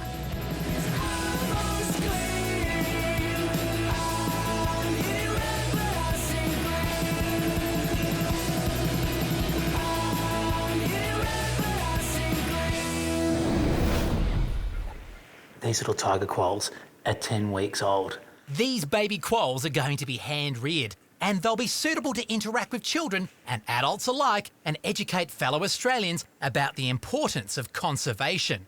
But these little quolls have to be fed every 3 hours of the day. That's morning, noon and night. It's a big responsibility, but it's a massive privilege to hand-rear these little endangered tiger quolls. So they're my babies. For the next 6 weeks, we're going to get to know each other very, very well indeed. I would do anything for you. To be able to incorporate a tame tiger quoll into my hands-on educational shows with children is so very important. It's so sad to me that very few people in my country know what this incredible animal is, or even does, for the health of the Australian bush. A wild quoll can be a very aggressive creature, capable of inflicting a lot of damage. When hungry or threatened, these animals can go into a wild, lightning-fast fervour. These little joeys will grow up with me and teach vital conservation lessons to Australian school kids about the importance of protecting every creature. Once these quolls mature, they'll start their own family and resume their important conservation role in zoos and wildlife parks across Australia. And these quolls are just starting to open their eyes. So I will be the first creature they set eyes on.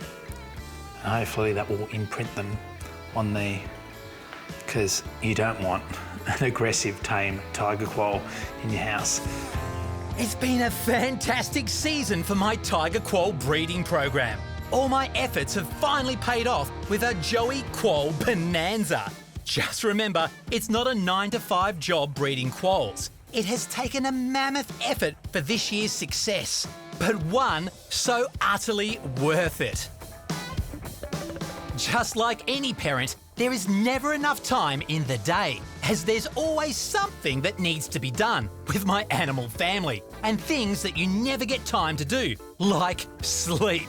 I have to be so meticulous feeding and raising quolls. They have to be weighed every feed and thoroughly cleaned and then tucked back into bed again. I better tuck them back into the incubator. 2.5 hours time, I'll be feeding them again. But they're growing really well.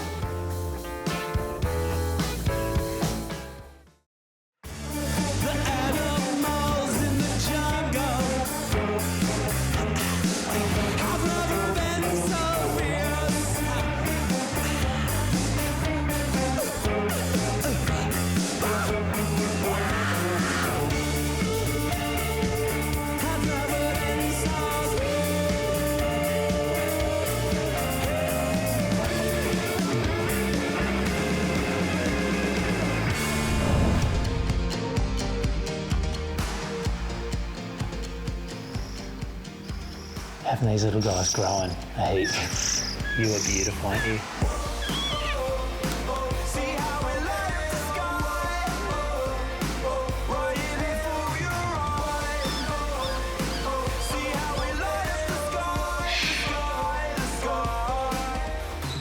And luckily for B1 and B2,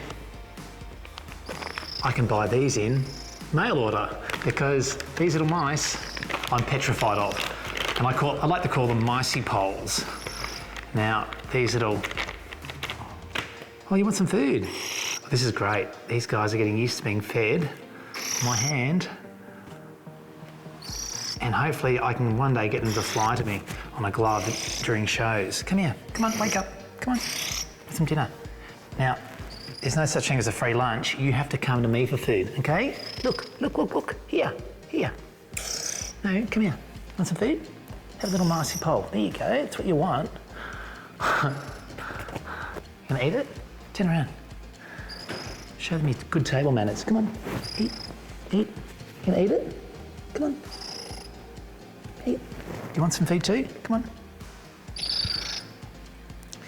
I think it's amazing how they close their eyes when they're eating. And just imagine out in the wild, if you're eating a mouse, the mouse will fight back and try and scratch you or bite you. You have to protect your eyes by closing them when you eat. Check this out. Come on, want some more? You can close your eyes.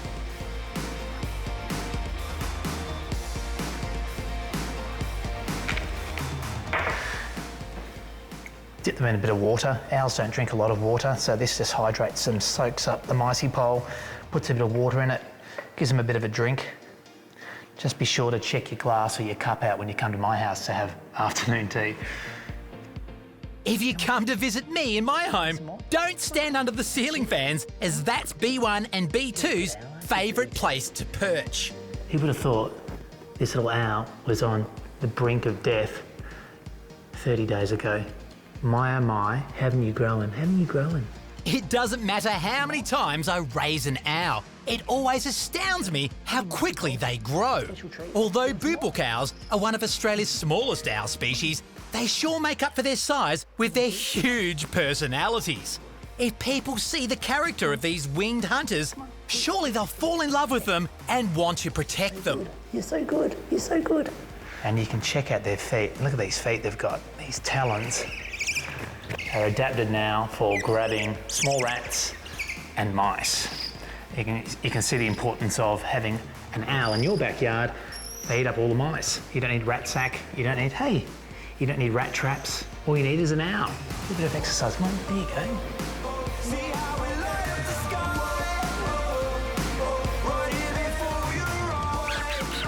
You're a specimen, aren't you?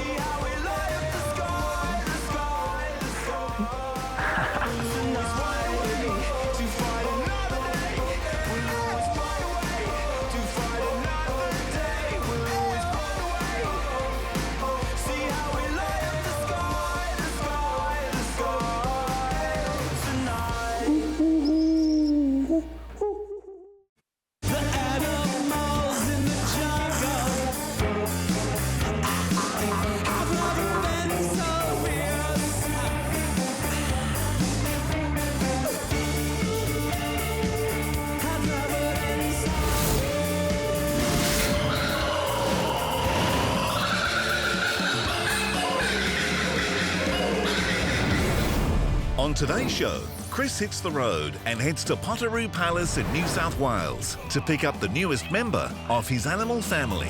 Oh, hello, baby. Look at that. Chris stops at a secret location. It's a place that, kind of like Jurassic Park, there's dragons here. It's exercise time as Chris explores some wild places. It's animals aplenty at Potero Palace, from the big to the small and the really old, 97. the longest and the downright gorgeous. And one particular resident gives a new meaning to catching the red-eye flight. And a first for Chris, an albino echidna. Wow, look at that. That is amazing. This is a once-in-a-lifetime opportunity for me. And 2 tiger quolls, Christina and Humphrey, who happen to be named after Chris. Oh, you scared me. So welcome to Chris Humfrey's private zoo, with over 2,000 of his animal family here in country Victoria, Australia. Yeah, I feel so alive, and I can't deny. You're gonna set me free, gonna make me sing. A dear friend of mine has kindly offered me an unbelievably generous gift. So I'm off on a road trip to pick up an extremely valuable new addition for my zoo family, an echidna. From Potero Palace. Rosie, my echidna, will be over the moon to have a new spiky playmate. Echidnas are so intelligent, and she'll revel at the opportunity to make a new friend and hang out together. Often when I'm travelling long distances on the road, I like to keep my brain occupied. And you guessed it, I like to come up with a bit of a song. I like to call this one Echidna. Echidnas are an unusual beast. Echidnas eat ants and termites for feast. Echidnas lack teeth to crunch. Ow! Echidnas, their spines are made out of hair. Echidnas, if you're a dingo, you better be aware. Echidnas, yeah, yeah, yeah, yeah. What do you reckon? It's such an epic drive, and there is nothing more exciting for me to do but break up the travelling and go wildlife spotting. And I know just the place.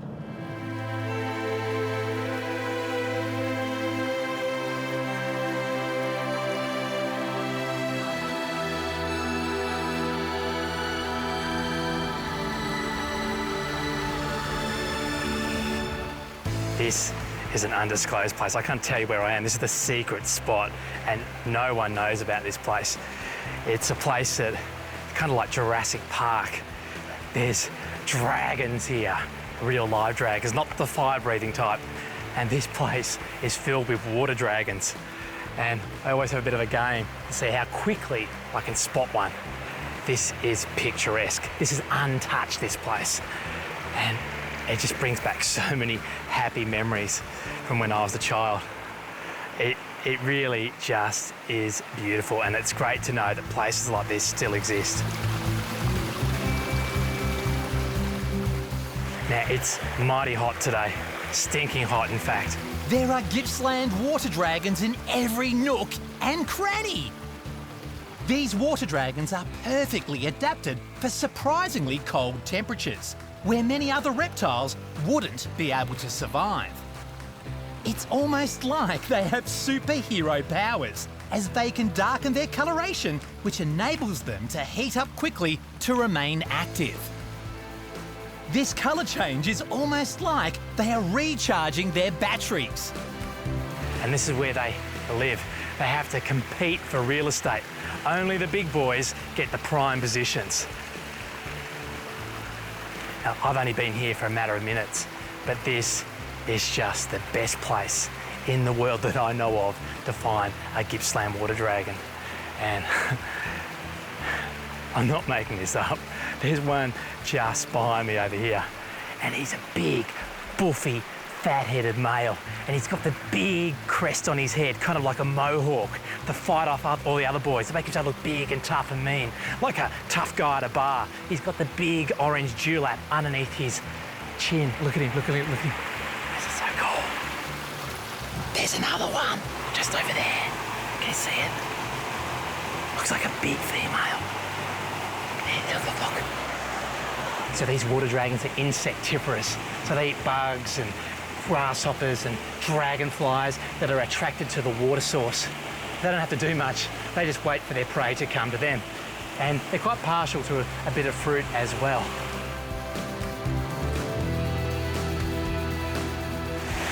There's another one, just up there. See it? Boy, he's massive. Gippsland water dragons have been known to evade danger and predators by diving into nearby water. They have even been known to submerge themselves underwater for up to 90 minutes. Now that's incredible!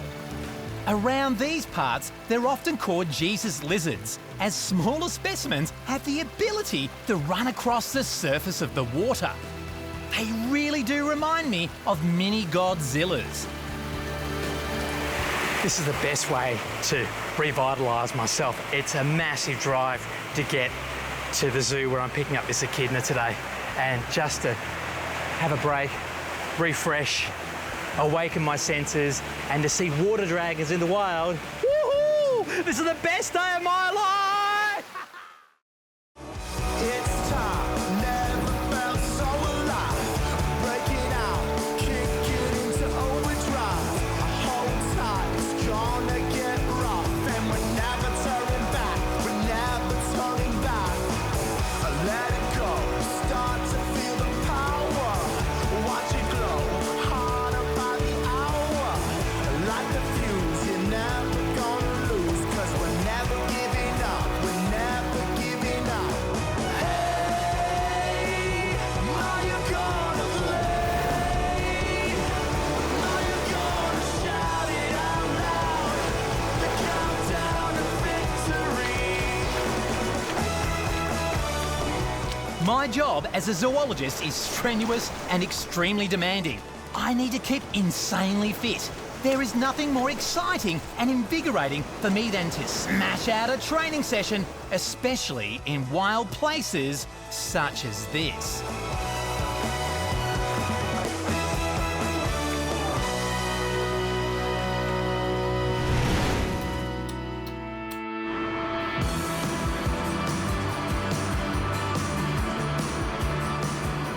It has been an epic day on the road. I'm almost at Potero Palace, and I just have to pinch myself to realise that I'm picking up another echidna. I cannot believe my luck. I cannot believe how generous Alexandra is to give me her prized echidna, Priscilla. And I just can't wait to see Rosie, when I get back to my zoo, interact with a new play friend. Not long to go now. It's going to be exciting.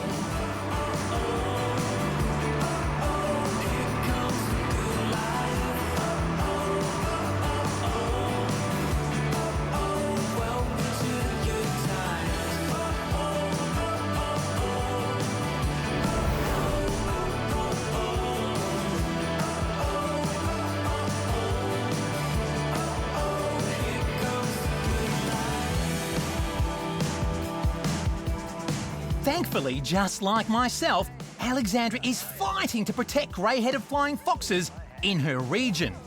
Sadly, this beautiful species is in decline over all of its range here in Australia. Look at this enclosure, it's fantastic. Something simply has to be done. You know what Cooper's been doing? Grey-headed flying foxes along the south coast of New South Wales are only just hanging on for their survival. Cooper was caught on barbed wire and he's got a funny lip because he had maggots all in his lip. But he's really a stud, he's very good. They've all got such a sad story, a sad starting out, but look at them now. Yeah. Habitat destruction and persecution by humans are the major contributing factors to the alarming demise of our not too distant cousin. Megabats are widely acknowledged as keystone species, and healthy populations are vital for the overall health of the environment. So Phoebe is very friendly. Hello. She's very naughty, very greedy. They're very anthropomorphic, aren't they? Very like a human. Look at their faces. They're so And there they similar are. to us. They're primates, very closely related to us. And people just don't get it. You No. know, we need bats. They pollinate all of the trees, and without them, we don't have a forest. We don't have timber. But I know that you've come here to collect the echidna. But before I meet my new family member, there is another echidna that I just have to see with my very own eyes. This is something of myth and legend. There's an albino echidna in this enclosure, and this is a very rare sight indeed. Hello. And I'm very jealous. Who gets to pick up and see one of these up close? This is Luna, and Luna is a true albino echidna. She's pink eyes. She's lacking melanin, so she would not have survived in the wild. That's why we have zoos and wildlife sanctuaries such as Potero Palace. It gives these animals a fighting chance to survive. In the wild, she would have been picked off by a predator and she would have died by exposure from sunlight. Wow, look at that. The hind feet of an echidna face backwards to help it excavate and push the soil away whilst it's burrowing. Their long claws are elongated and curve backwards, enabling an echidna to groom its fur between its spines. That's one awesome built-in hairbrush. Maybe I should get one too. This is a once-in-a-lifetime opportunity for me. Who gets to see this?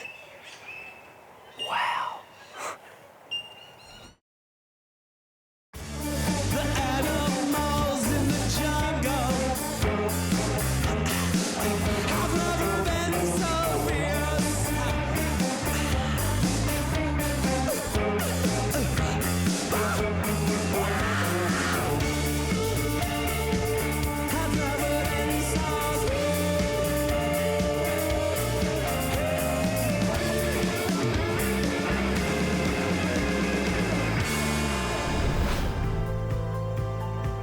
Alexandria's Wildlife Education Centre is called Potero Palace.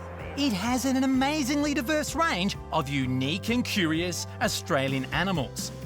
Just like me, Alexandra lovingly calls each animal by their first name, as they're all part of her family. So this is Tawny, and her mate is called Berry, and we have to help her with her nesting.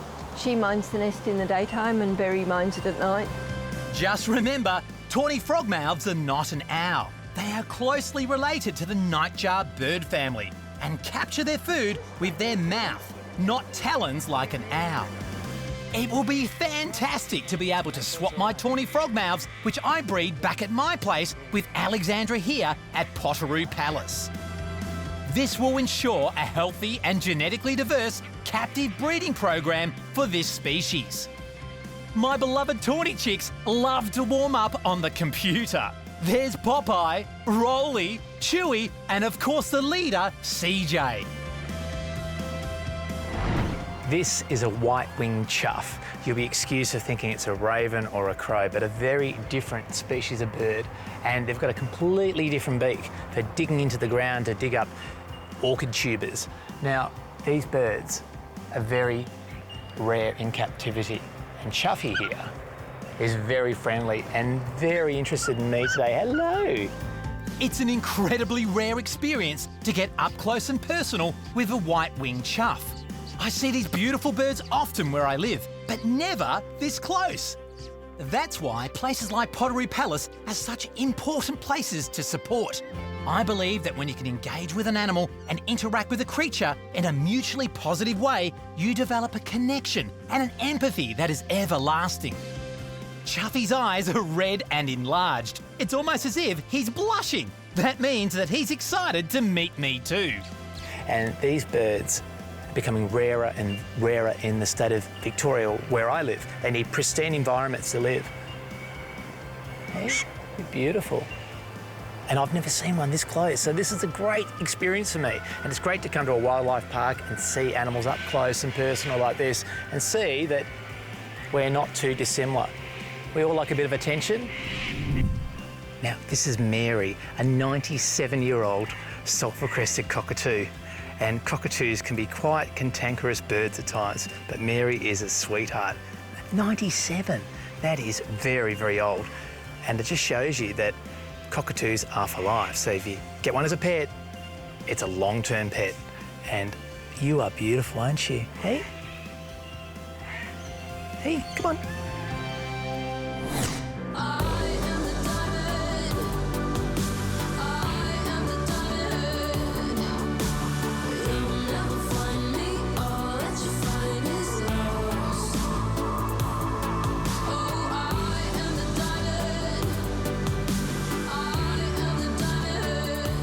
This is Evie, Alexandra's favourite snake, a diamond python. These snakes have always amazed me, and they're found naturally around Potero Palace. This snake is non-venomous, so they don't sting their food, they simply wrap around your neck, they stop you from breathing, and then they go and swallow you whole. Diamond pythons help mankind out by eating rats and mice, as well as other small mammals. Amazingly, they only need to eat a handful of times a year to survive, as they're ectothermic or cold-blooded. Diamond pythons get most of their energy from sunbaking. And this snake, you can see its bifurcated tongue. They sense with their tongue and they pick up the infrared emitted from their warm mammalian prey. So those little labial pits, the lip pits. This is an incredible snake, very dark in colour, so they can thermoregulate quickly in cooler environments. Isn't she great?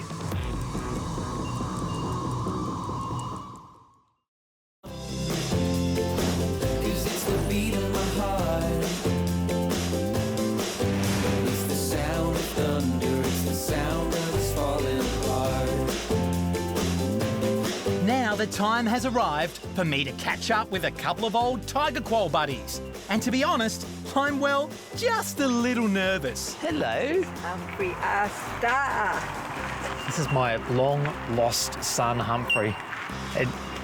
It's always an emotional experience to see my quolls again. I've bred hundreds and hundreds of quolls in my career, but just to see Humphrey happy, vibrant, healthy, it's just really emotional stuff. Can I go in? Can I just say hello? Oh, yeah. He'll probably bite my hand off, won't he? Well, he wouldn't mind nibbling on your toes. Hello! I can't believe how good Humphrey looks. He's ageing really well, unlike me, and he's got a nice, wet, shiny nose, which is a perfect sign of his health. As I get a little bit older, quolls go orange in colour. We go grey, he goes orange. But it's just great to see another zoo displaying quolls to teach people about why we need quolls. They're the quintessential animal of the Australian bush. They're an apex predator, and we don't educate people about quolls, well, we can't save them. You can't save something if you don't know anything about it. So quolls are like the wolf or the lion of the Australian bush. It's incredible to witness the growth of a quoll from a baby joey into mainland Australia's largest carnivorous predator. I have bred many tiger quolls over the years, but you never lose respect nor admiration for them. They have such a wild and free spirit. If we lose them to extinction, humanity will be worse off.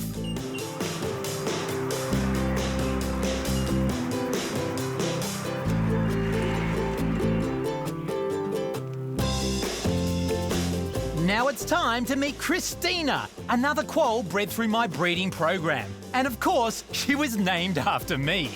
Hello.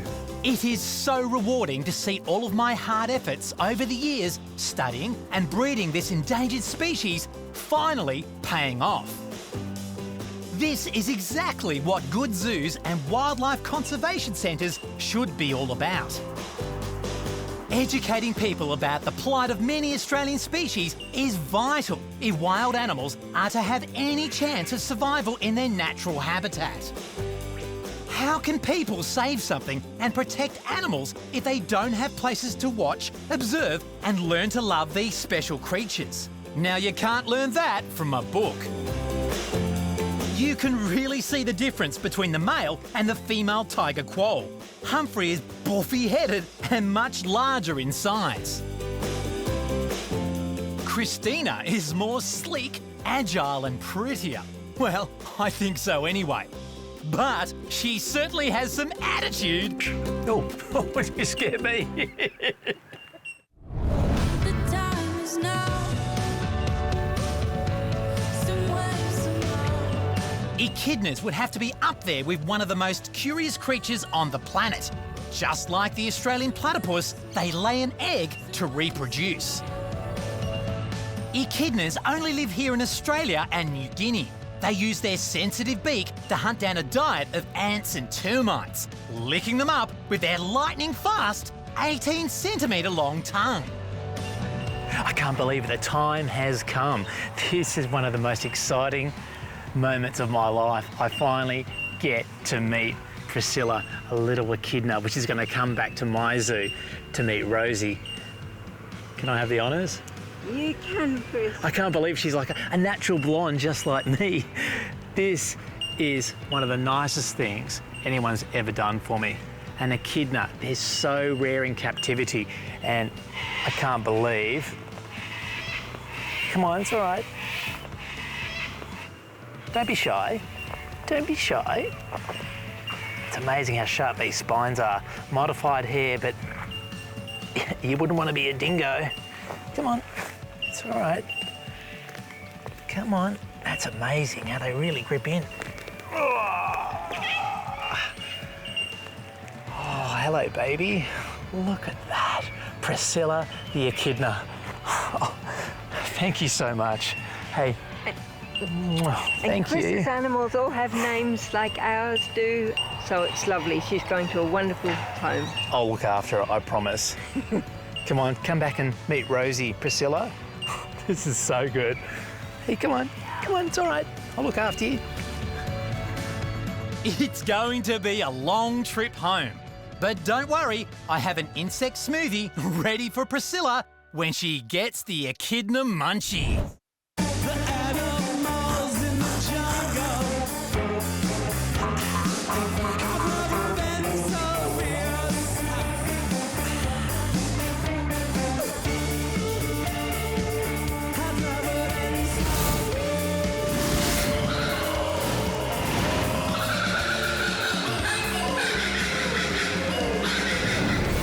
On today's show, Chris hits the road and witnesses firsthand that Australia's iconic wild koalas are eating themselves out of house and home.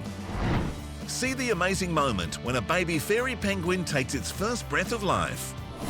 And then it's party time for Chris's animal family as they celebrate the 40th birthday of one of their own, Fred the frog. Hey, mwah. Happy birthday, buddy.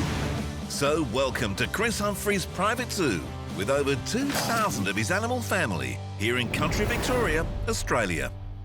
It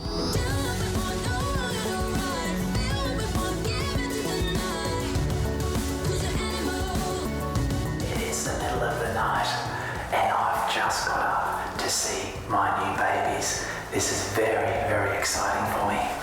And they're kept in one of the most important places in the house, my wine cellar. But these are no ordinary babies. These are endangered mountain pygmy possums. And I've got 2 new little joey possums. And these are the joy of my life. It's very exciting. I haven't even dared peek yet because I didn't want to disturb these critically endangered possums. Mountain pygmy possums are on the brink of extinction. Scientists believe there are only around 2,000 individual specimens left in the wild. They are just as endangered as the giant panda. Now the reason why they're in my wine cellar is because these possums couldn't possibly survive the hot summer where I live. They live in alpine areas and that's why they're endangered, because their alpine environment has been destroyed through skiing and lodges and human habitation, and also through climate change. These possums are living in tiny little pockets of alpine areas which are dwindling rapidly. Now, I'll see if I can get him out and have a quick peek. It's very, very exciting.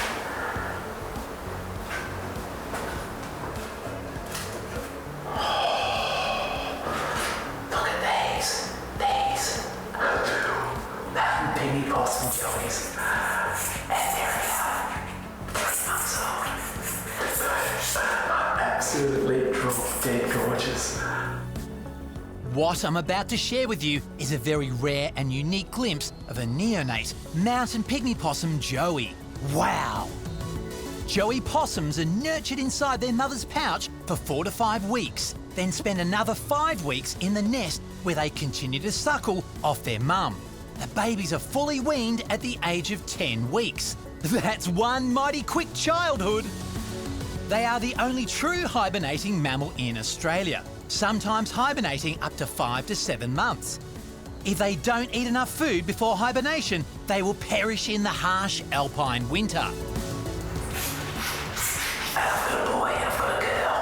Ooh, this is amazing. I'll put it back. But this is the best day of my life. This is brilliant.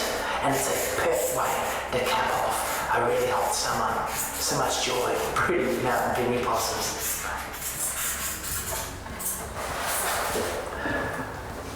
I know it's the middle of the night, but I can't contain my excitement. And I think it's time for a nighttime song. Mountain pygmy possums really are the best. I've read 2, I better fight my chest.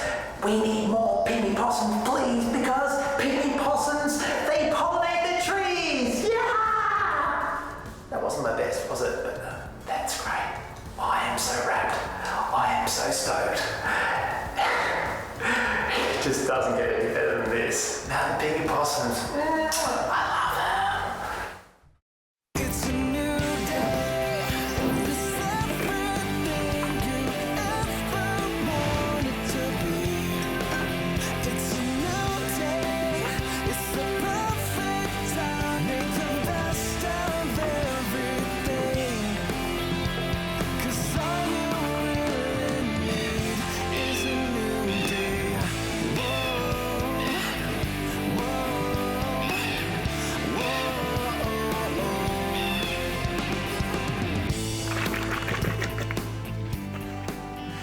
Here's your milk bottle, Reuben. You right? You want some food? Daddy will make you some food too, okay? I'll just get some food.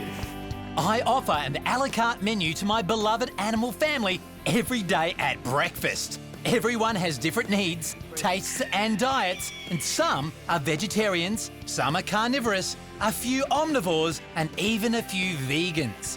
Dinner time really is feeding time at the zoo. Good boy. You guys get so jealous of each other, don't you? Hey, midget, get out. You don't drink milk. Get out. Just like most families, there's always some sort of sibling rivalry. There is always someone competing for some love and extra attention. And occasionally, they can be downright pain in the backsides. Midget the macaw hates me giving attention to anyone else and is starting to throw some major temper tantrums. Reuben's a little Kangaroo Island Joey kangaroo, and Reuben is about 8 months of age. And Reuben has to get fed every 4 hours too with a bottle of milk. It's just never ending, this place. There's always a mouth to feed. There's always a different diet, a different menu to whip up, and everyone gets so jealous. Everyone wants to compete for their dad's attention. Midget, you're the worst. Come on, you're doing such a good job though. You never get lonely at my place. Yeah. You do become a little bit annoying though, don't you? You do become a little bit demanding.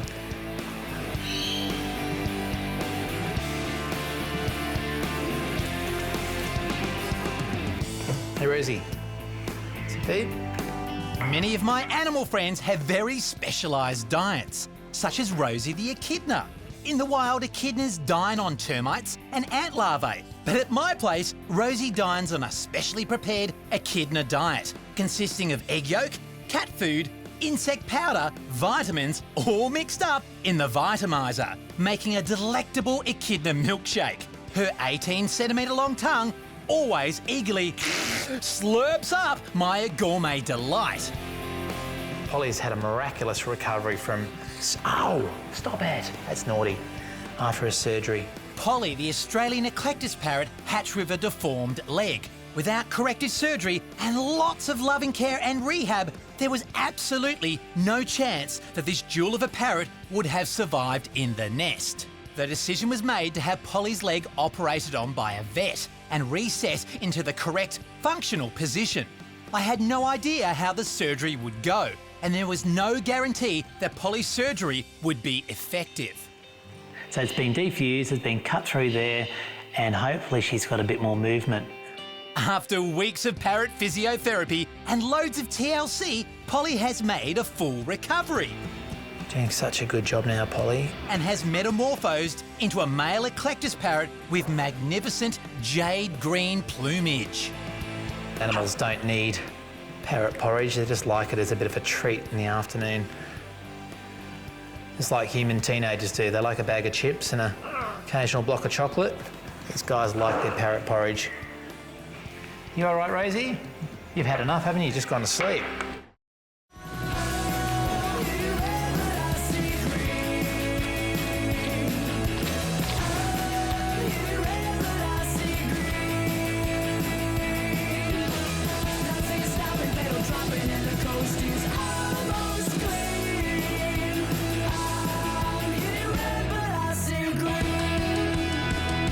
My koala family live in the lap of luxury, and there is nothing that I wouldn't do for them. Koalas are supposed to sleep up to 20 hours a day. But because of their high-quality diet served up to them, they have much more energy to burn, way more than their wild counterparts. It's as if I run a boutique koala hotel. My koala buddies really do live the high life. Having 24/7 care, a life free of predators and disease, my koala family don't have to travel far and wide for food. Their 5-star eucalyptus cuisine is literally served up to them daily.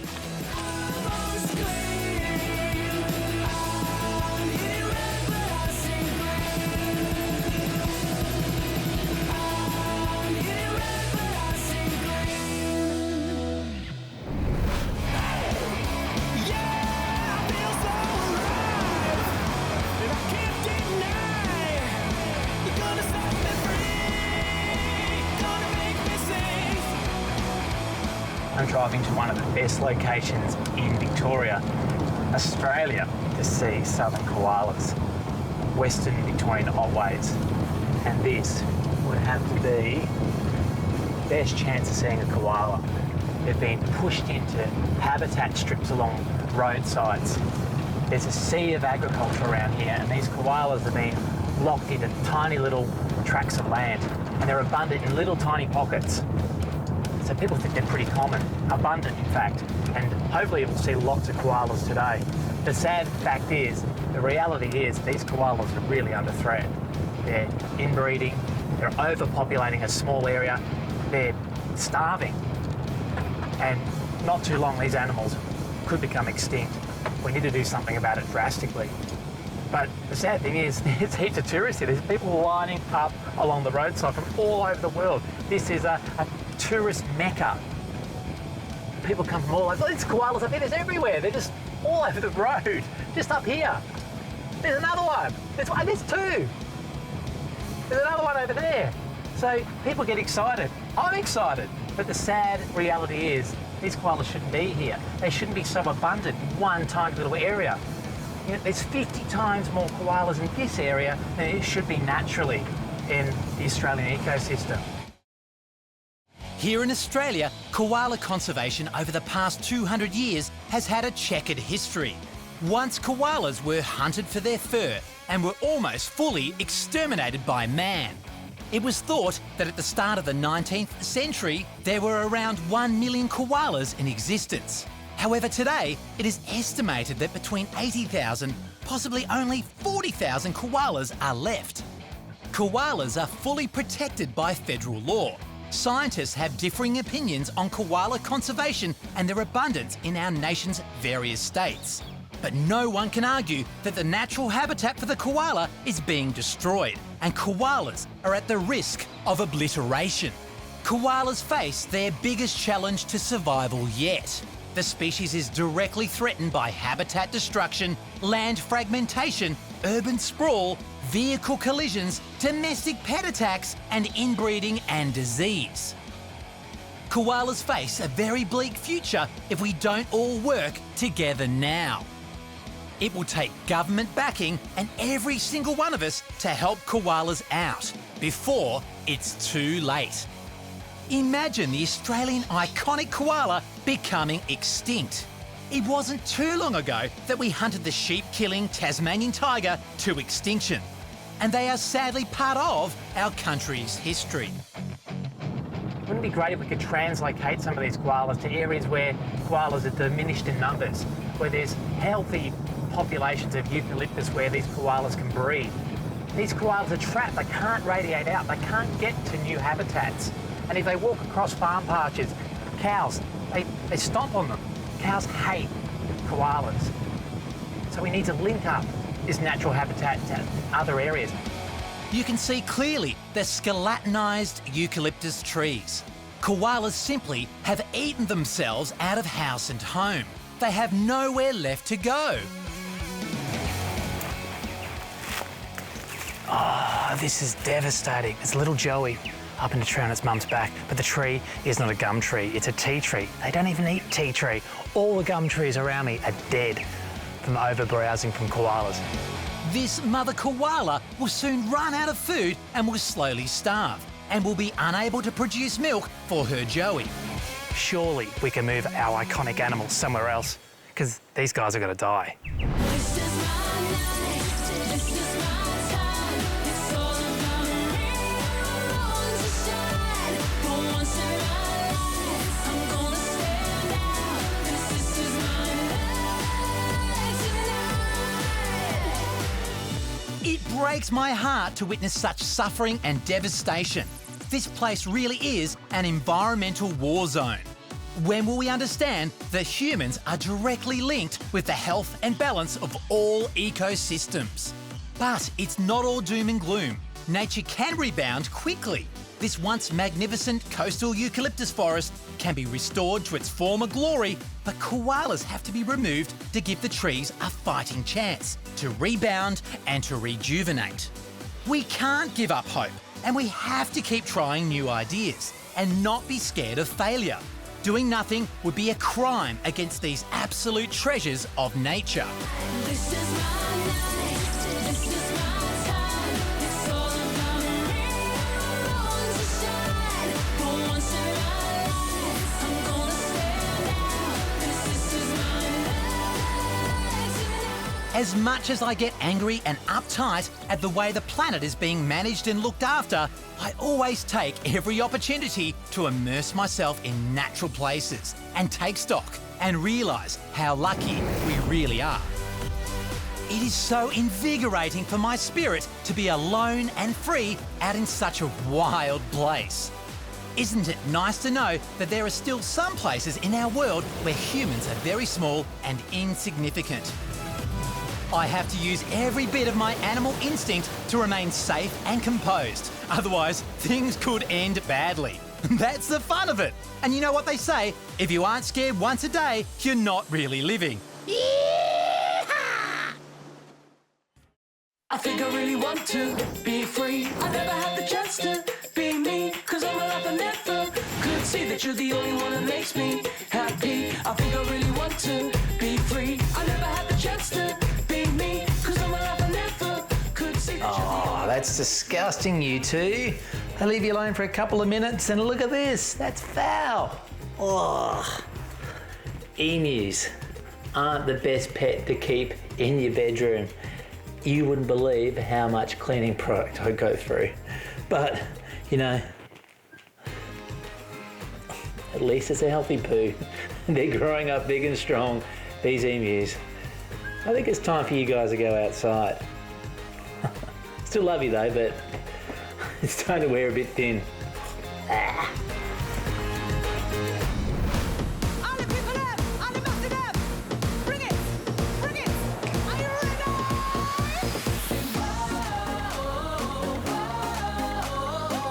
Live it up, up, up. Make it jump, make it pop, pop, pop. Alright, put 'em up, put 'em up, up, up. Flag in the air, come with me, roll.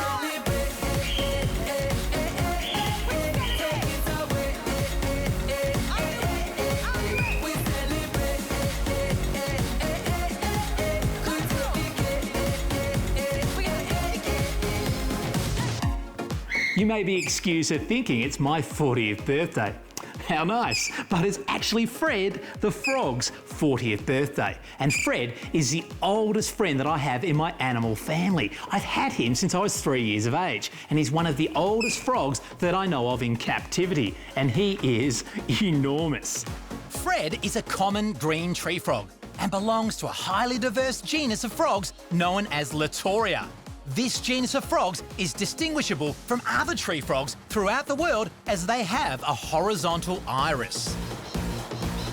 Green tree frogs are commonly known as the dunny frog because of their habit of hiding inside the rim of outback toilets, cleverly avoiding the harsh, desiccating heat of the Australian summer. Fred and his mates can climb smooth surfaces by clinging with their bellies and the pads on their toes. These are known as adhesive discs. Tree frogs come in a huge array of different shapes and sizes, enabling this genus of frog to successfully inhabit a diverse range of environments and habitats across Australia. Check out this alien-looking red-eyed tree frog, a much more nimble and quick cousin of Fred's. And meet the movie star, iridescent green and golden bell frog, who looks like she would almost glow in the dark. You can see clearly the membranous skin covering the ear, called a tympanum. Frogs don't need earplugs when they go swimming. And he means so much to me. He's like a giant sumo wrestler of the frog world. Look at him. He's so big and so healthy. I wonder how long that he'll live for.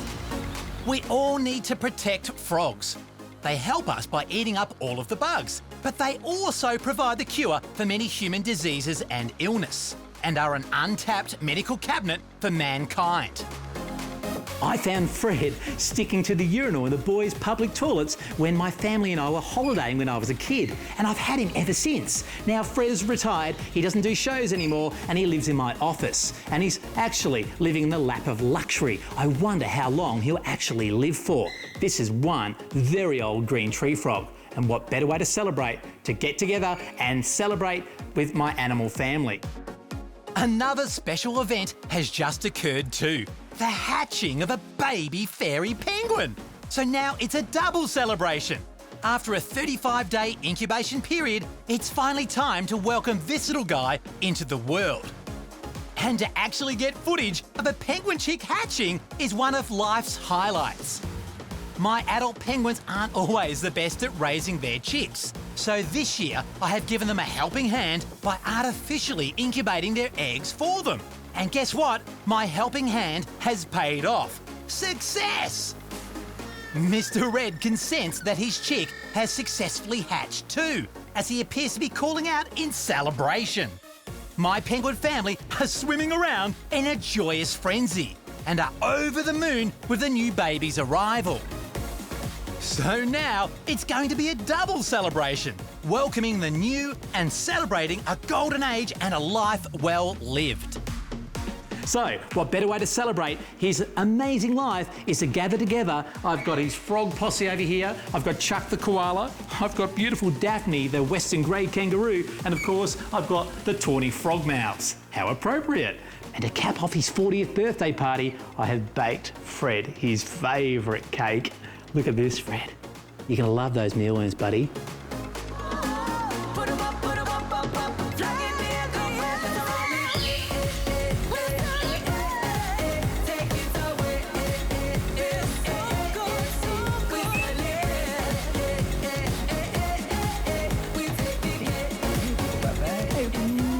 Happy birthday, buddy.